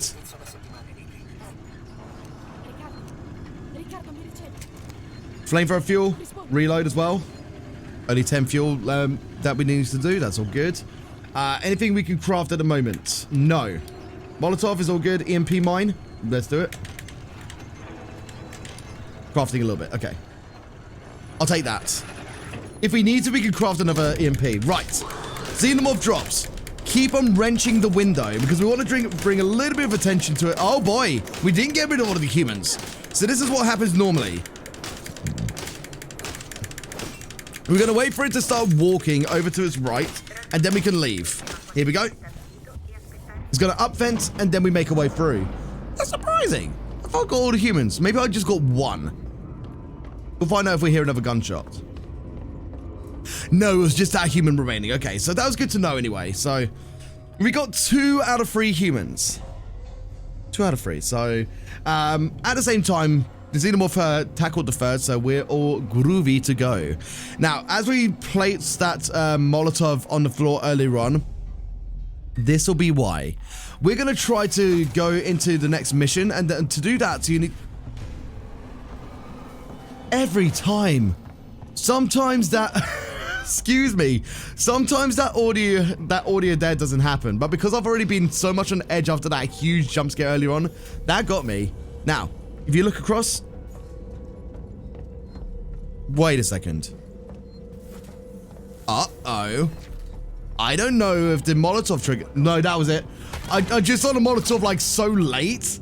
Like, usually, like... Oh, boy. Hold on. Yeah, I'm gonna go this way. Oh, boy. Why did I do that? Oh, no.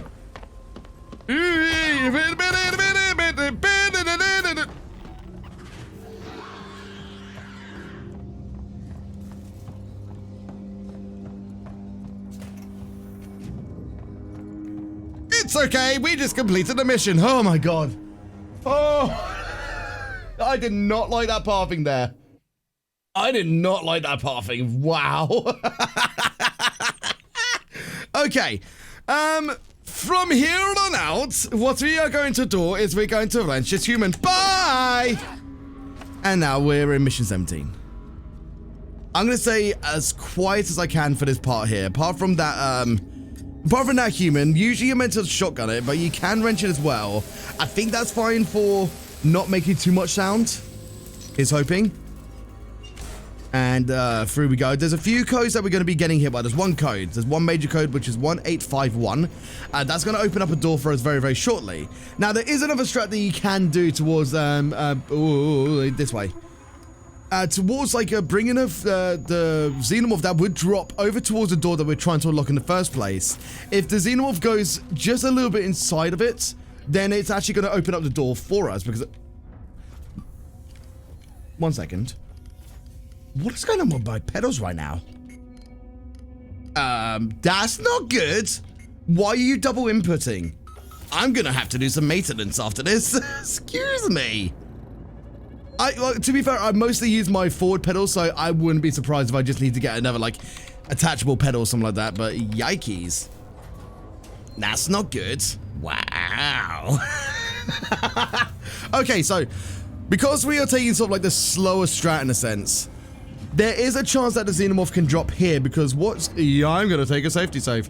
You can tell I'm doing this all in the moment as well. Alright. So, once we pull down this lever, there's going to be a face hugger that spawns here. So I'm going to walk back a little bit and flame it. Oh, shotgun it.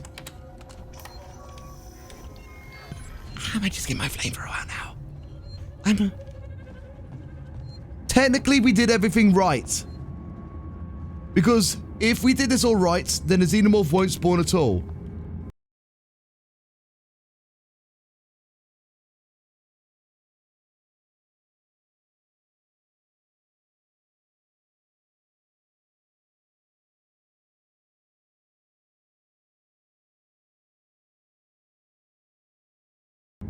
So even though we did the shotgun, we're still okay. Wow. Okay, I'm happy with that.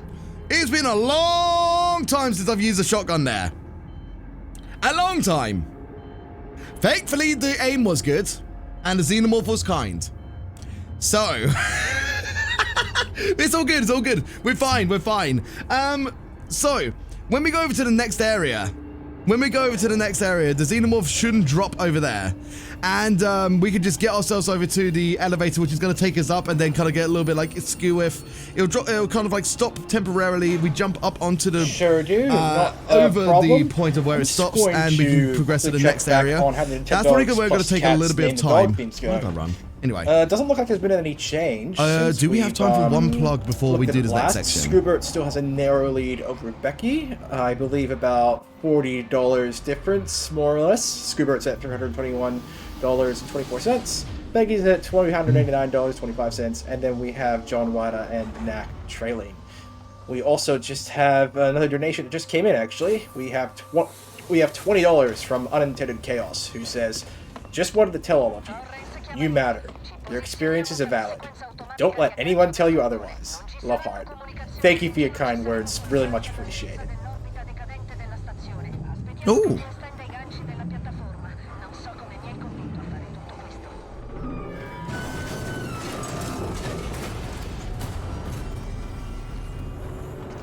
Thank you. Thank you so much. All right. So, I'ma take a safety save. Here we go. Let's go. Turn around. Actually, do you want me to pause quickly? I think there was like possibly a bit of desync. I'll be able to take a pause if needed.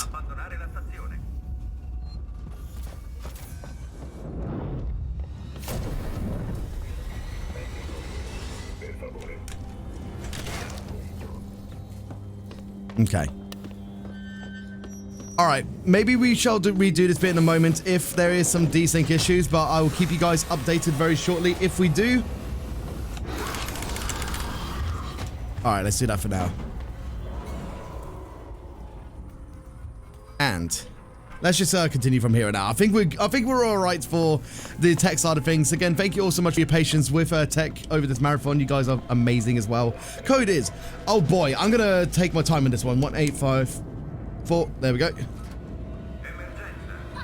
Yeah, that was gonna happen. All right. And turning around, getting the key card that's in here also. And we're going to be moving over to this key card input over here. Now, with that, we're going to be pulling out an EMP mine. Now, obviously, you guys remember that with the EMP mines, they don't do anything for the Super Joes, but it will help to bring the Xenomorph back over here, if that makes sense. So let's take a little bit of time and focus. Okay, so it is over the other side. Perfect. Let's go. Let's go. We want to make sure that the Xenomorph is on that side, because again, if it drops on this side, then it's an immediate death. It's like, that's very hard to recover.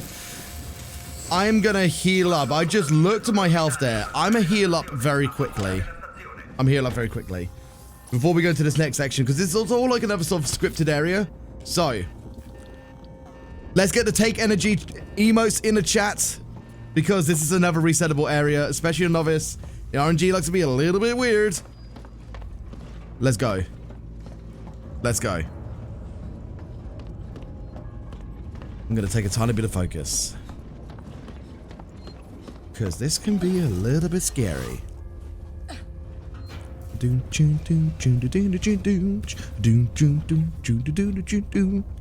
Xenomorph is quite scary. I don't want to get in the way, because the Xenomorph is gonna get in my way, and I gotta go. Bye. That's my song. I hope you enjoyed it. Anyway, get the key cards. There's a face hug on the floor. Now we're going to be going over to this little bit over here. I can actually run here. So, putting the key card that we just got, we're going to be getting a Molotov almost immediately and throwing it out this window, because apparently fire goes through windows. If only that window was a Mac, then we would have had some probable issues. But anyway, Now, we're going to be doing this sort of the major strat, as always, which is going through all the way. Sometimes there might be a xenomorph that might get in our way, so we will just flame as accordingly. We've got so much flame fuel at the moment, we could just blitz through this rest of the way. We're going to be performing a PC-only strat, not possible on consoles. What we do is we go over to here, hang to the right, flame, 1, 2, 3, 4. Then getting over to this, release lever here, and the xenomorph will up vent. I actually bumped into the xenomorph there. Whoopsie doopsie. But again, as long as you flame that xenomorph 3 to 4 times, it's going to be put into its animation phase in which it will start to up vent. Oh boy! I was caught on the edge there. You can... No! Oh, I do not like this RNG. Oh no! Oopsie doopsie! Quickly.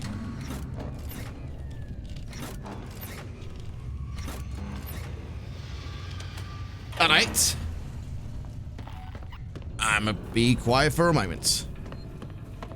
Oh, please. Oh, I don't like that. Ah! That's my second jump scare today, I think. As you can tell, when something doesn't go right, that's where the human panic comes in. All right, hopefully that's okay. Hopefully there's no more worries. I'm gonna listen out though.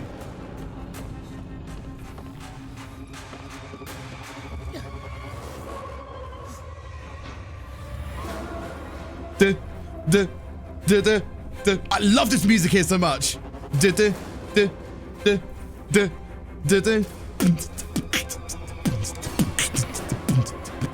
Oh, I love it. I love it. All right, we are done with nearly mission 17. Hell yeah. So,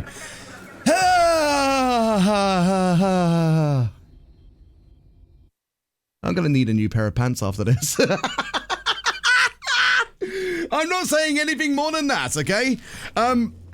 Right, once you've done with that section, then you can breathe easy for a moment and GG up the way, because mission 18 is pretty smooth from there on out.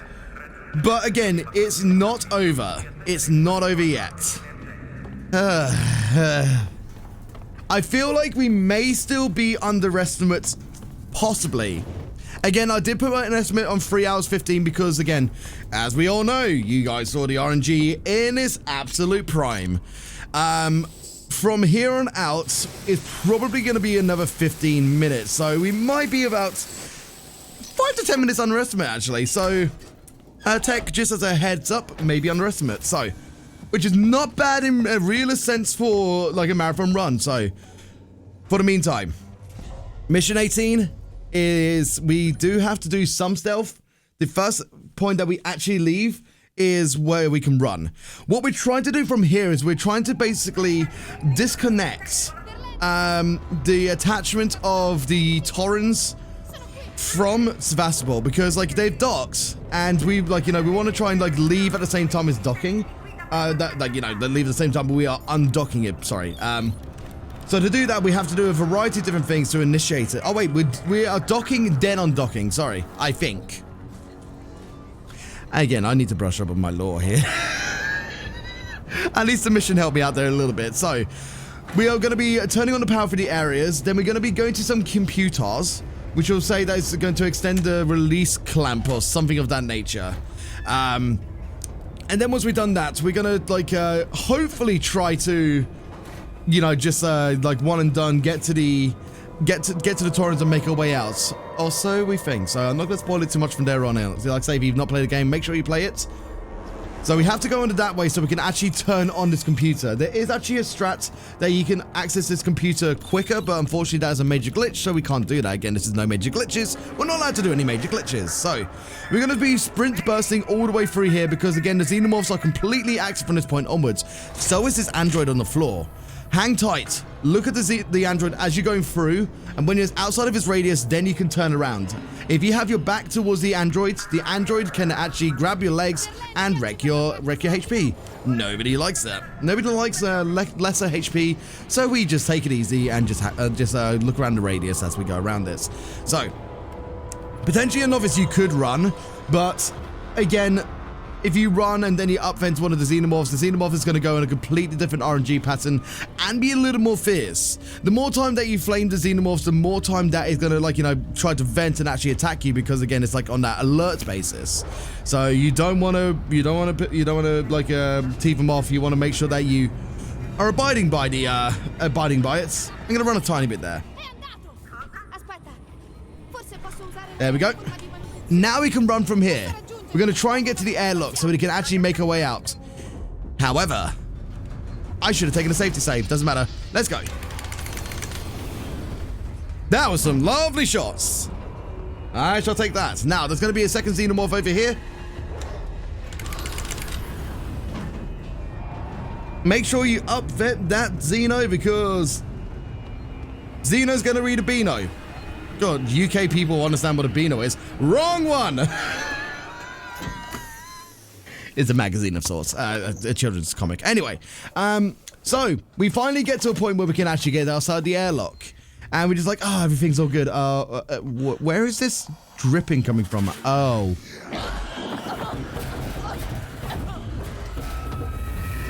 Yeah, that wasn't easy.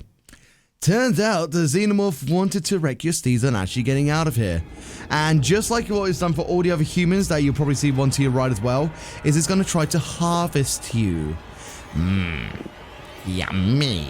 So, luckily we actually managed to like awake and actually get ourselves out of the way so that we can, like, you know, just like, you know, get our strengths back and try to still get out of the airlock. Now, we don't know exactly how long we've been out for. So, here. The only thing we know and the only thing we can do is just getting out of Sevastopol. Getting away from the xenomorphs, try to explode everything. Because, you know what? We're kind of done with this area. We're done. We have kind of put everything on a sort of like an explosion timer aspect as well. So, the matter of fact, we're not dead is pretty much a good start, actually. Now, I'm going to reload quickly. Now, there's two xenomorphs over here.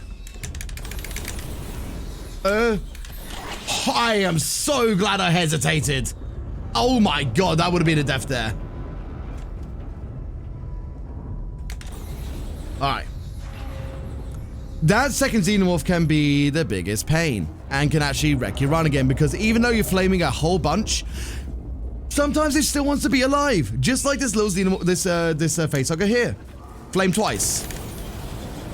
Because again, as you saw, it died on the flame, the third flame. The second two didn't want to do. Now, here comes a fun strat. I'm going to show the revolver strat. There's two strats you can pull off here. One is the flame for the flare, so that you can actually just throw a flare and it'll be done. Or you can do this. That. Basically, as soon as you come out of the animation of watching the xenomorph come across, you can actually do a revolver gun shot, and the xenomorph that should drop down doesn't spawn, and you can just run straight past it. Or you can just use a flare, and you don't have to worry about doing the gunshot. So there's two options there. I showed off the kind of like the cool one. Now, we are about maybe 8 minutes away, probably about 8 to 9 minutes away from our run completion. Excuse me, Buppy. As always, we are going to try and find alternative pathing to actually get out. So, here comes a tram. Don't run into the tram. That's a death. So, just don't. Wait for it to go through, then you can run. Now, there's a cool little strat you can do over here, which is like, if you go into the just corner edge of this, you can hang tight and then just skip that little like slope that you can walk up. So that saves about like a good maybe 20 seconds, because you have to watch an animation of this, the tram going over our heads. So you'd normally have to do two animation of trams, but you can do one if you just hang tight. Or hang left, anyway. So, we are going to encounter our last two facehuggers. I want you guys to throw down the best happy emotes, because the facehuggers aren't a problem anymore. They're not a problem. Now, shall I go for swag? I'm gonna go for swag. This is gonna be a marathon first. I'm gonna go for swag here.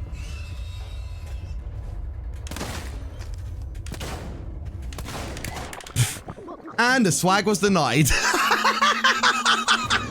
All right, I'm not going to mess around anymore. I'm not going to mess around. I'm just going to use the flamethrower. I wanted to go swag, but, you know, swag doesn't like me, so here comes a flamethrower. I got 1 out of 2. There was some half swag there, okay? Let's contribute to the fact there was half swag, so I'm happy with that. Let's just flame everywhere. We win. We did the win, okay? We did the win. So we could just waste all of our flame of fuel here, because this is now pretty much the last 5 minutes of the run. So here comes a fun little strat. Run, press E, continue to hold run and forwards, press E, and you fall right down. Elevators are but our imagination, so we fall all the way down. Nice. The elevator skip. That saves about 15 seconds, actually. So as soon as we get through here, from here on out, it's going to be 5 minutes left of the run. So that has been about 3 hours and about 9 minutes altogether, roughly, like give or take. So we are just under estimates of about maybe like 5 minutes. So you know what? I'll take that. With the hesitations that we've had for today, and all of the stresses and all of the rips and all of the unfortunate deaths, we are still ahead of our estimates, so I'm happy with that.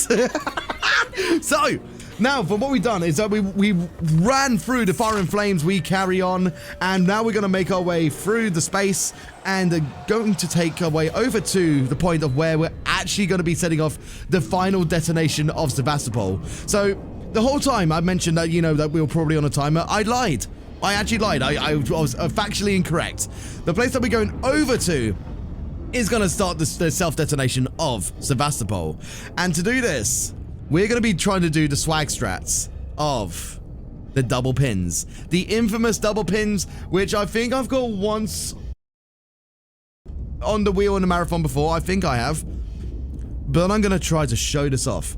To do the double pins, you need to hold your mouse, well, normally you need to hold your mouse on one of the edges of the pins, and then as soon as you press E, you're going to throw your mouse over to the other side and press E again.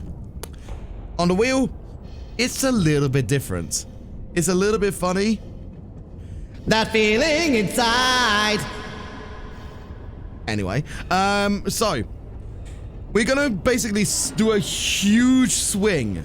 We're going to start on the absolute left and then time the way that we press E so that we'll go EE like that. Does that make sense? So instead of going EE, we're going to go EE. Or EA Sports. Anyway, so this is getting very, very close to the end. And I want to see all the blessed emotes in the chat for double pins, because it's not an easy thing on the wheel. I have been able to get it like consistently sometimes, but even then, it's not always achievable, just because it's it requires a big physical swing of your arms. All right, but before we do actually get to the point of the double pins, we do have to basically activate the lid to open. So we do have to pull down one of the, well, each side of this has like a key card inside of it. We have to pull down the lever, grab the key card, and then insert it. So we can do this in all one nice little left turn here. So here we go. One more key card to go. Turning around. Bright eyes. Turn around. I'm thinking so many like song references right now. I don't know where my brain is going. All right. Do we have time through for... we go. Oh, sorry. I was just going to ask, do we have time for one super quick donation? Yes, please do. Please do. Not a problem. We got $10 coming in from HUDS601, who says, "For Charlie, love heart." Thank you, HUDS. Thank you very, very much. Thank you. Right. Bless emotes. Let's go. Ah, missed it. Missed it. It's been a while since I've done double pin, so we'll maybe be able to get this one double pin. Doing each double pin saves 15 seconds, so we lost 15 seconds there, unfortunately. Oh my god. Wait. No, we got the first double pin. Excuse me. Sorry, we did get the first double pin. Okay, we got one double pin then. I missed on the second one. So, okay. So you saw that the top two were double pins there. So we just lost 15 seconds. Okay, oh wait, or did we? I don't even remember. I think we got 1 out of 2 double pins. That's fine for now. Anyway, so once we've done that, we're going to try and clip ourselves to the edge because we're worried that like the explosion might wreck us a little bit. But just in front of us is a bit of a threat there. Is the xenomorphs. So, ooh. So we want to activate this explosion quite quickly. There goes one. So it's going to disconnect that docking clamp. And as soon as we land on the door, skip the cutscene. Let's see if we get fast walk. I'll explain a little bit more about it in a moment. And we got fast walk. The absolute true state of RNG if you run or not. There is no reason for it. If you run, you save 8.7 seconds or 8.9 seconds. If you don't, then you lose that. So we got it. That's nice. Now, it's time for the very last inputs. Time will be coming up very shortly, Tech. Time will be coming up very shortly. All you got to do is some designated inputs, left, right, A, B starts, all that sort of stuff. And as soon as we hit the button, that's when I'm going to be calling time. So,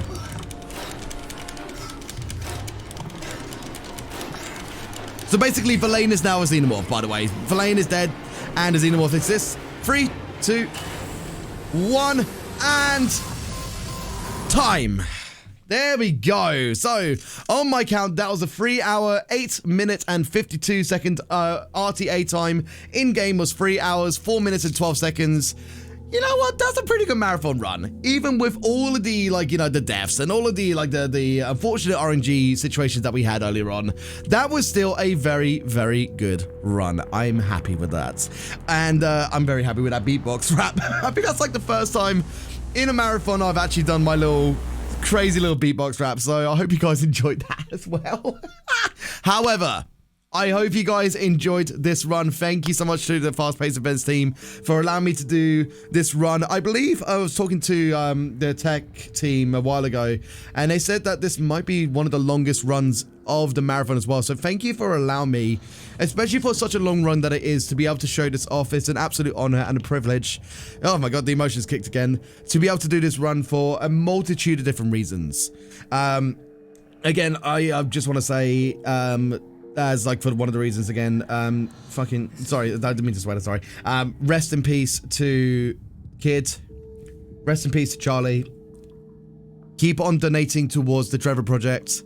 Keep on supporting the marathon. We still got a whole day of runs. We still got a whole day of runs. Those waking up in the world, you've got a whole day of runs ahead of you. Coming up next, I believe, is Mendez with some Disc Worlds. If you guys saw that on the GDQ recently, that was an amazingly fun run. I've actually never seen Disc World before, so you are in for an absolute treat. Absolute treat. I do want to take a quick time to plug myself here before we do anything. I've been Nikoheart. I was your first host for this marathon, and this is my last run for Alien Isolation. If you guys want to see some more Alien Isolation runs and a vast amount of other things, variety runs, steering wheel speed runs, and some DK Bongo speed runs as well. My next plan of speed run to learn is going to be Celeste any % on a steering wheel. That already is a hard challenge to learn. So if you guys want to watch the learning process and a whole lot of other things, please feel free to go over to twitch.tv/Nikoheart, and please go check out the Alien Isolation community over at speedrun.com/AI. This category specifically is on speedrun.com/AI meme, all one word. Thanks to the community of Alien Isolation for allowing me to be one of the main runners of, well, I'll say main runners, but like, you know, to do a lot of these runs for the marathon as well, because it's always an absolute delight to run this game for different charity marathons. But again, this one holds a very true and dear reason for me. So thank you, Fast Paced Events, and all of the tech crew, all of the organizers, all of the hosts, all of the runners, all of the chat mods, and everybody involved for being a part of this marathon. Thank you all for putting on such an amazing marathon within the span of 3 weeks. Don't forget, this marathon has been organized within a space of 3 weeks. Support Fast Paced Events, the Only Marathon, and the Trevor Project. Just before you go, Nico, did you want to know what your stream time was in our timing? My time was 3:08:52 RTA. All right. The stream time on the stream said 3:09:12, so not too far. Okay. All right, that's not too bad. Yeah. All right. But no, thank you again so much, everyone. And again, I'll pass it over to Silver Moonlight and to the rest of the marathon. Enjoy the marathon, everybody. Thank you so much.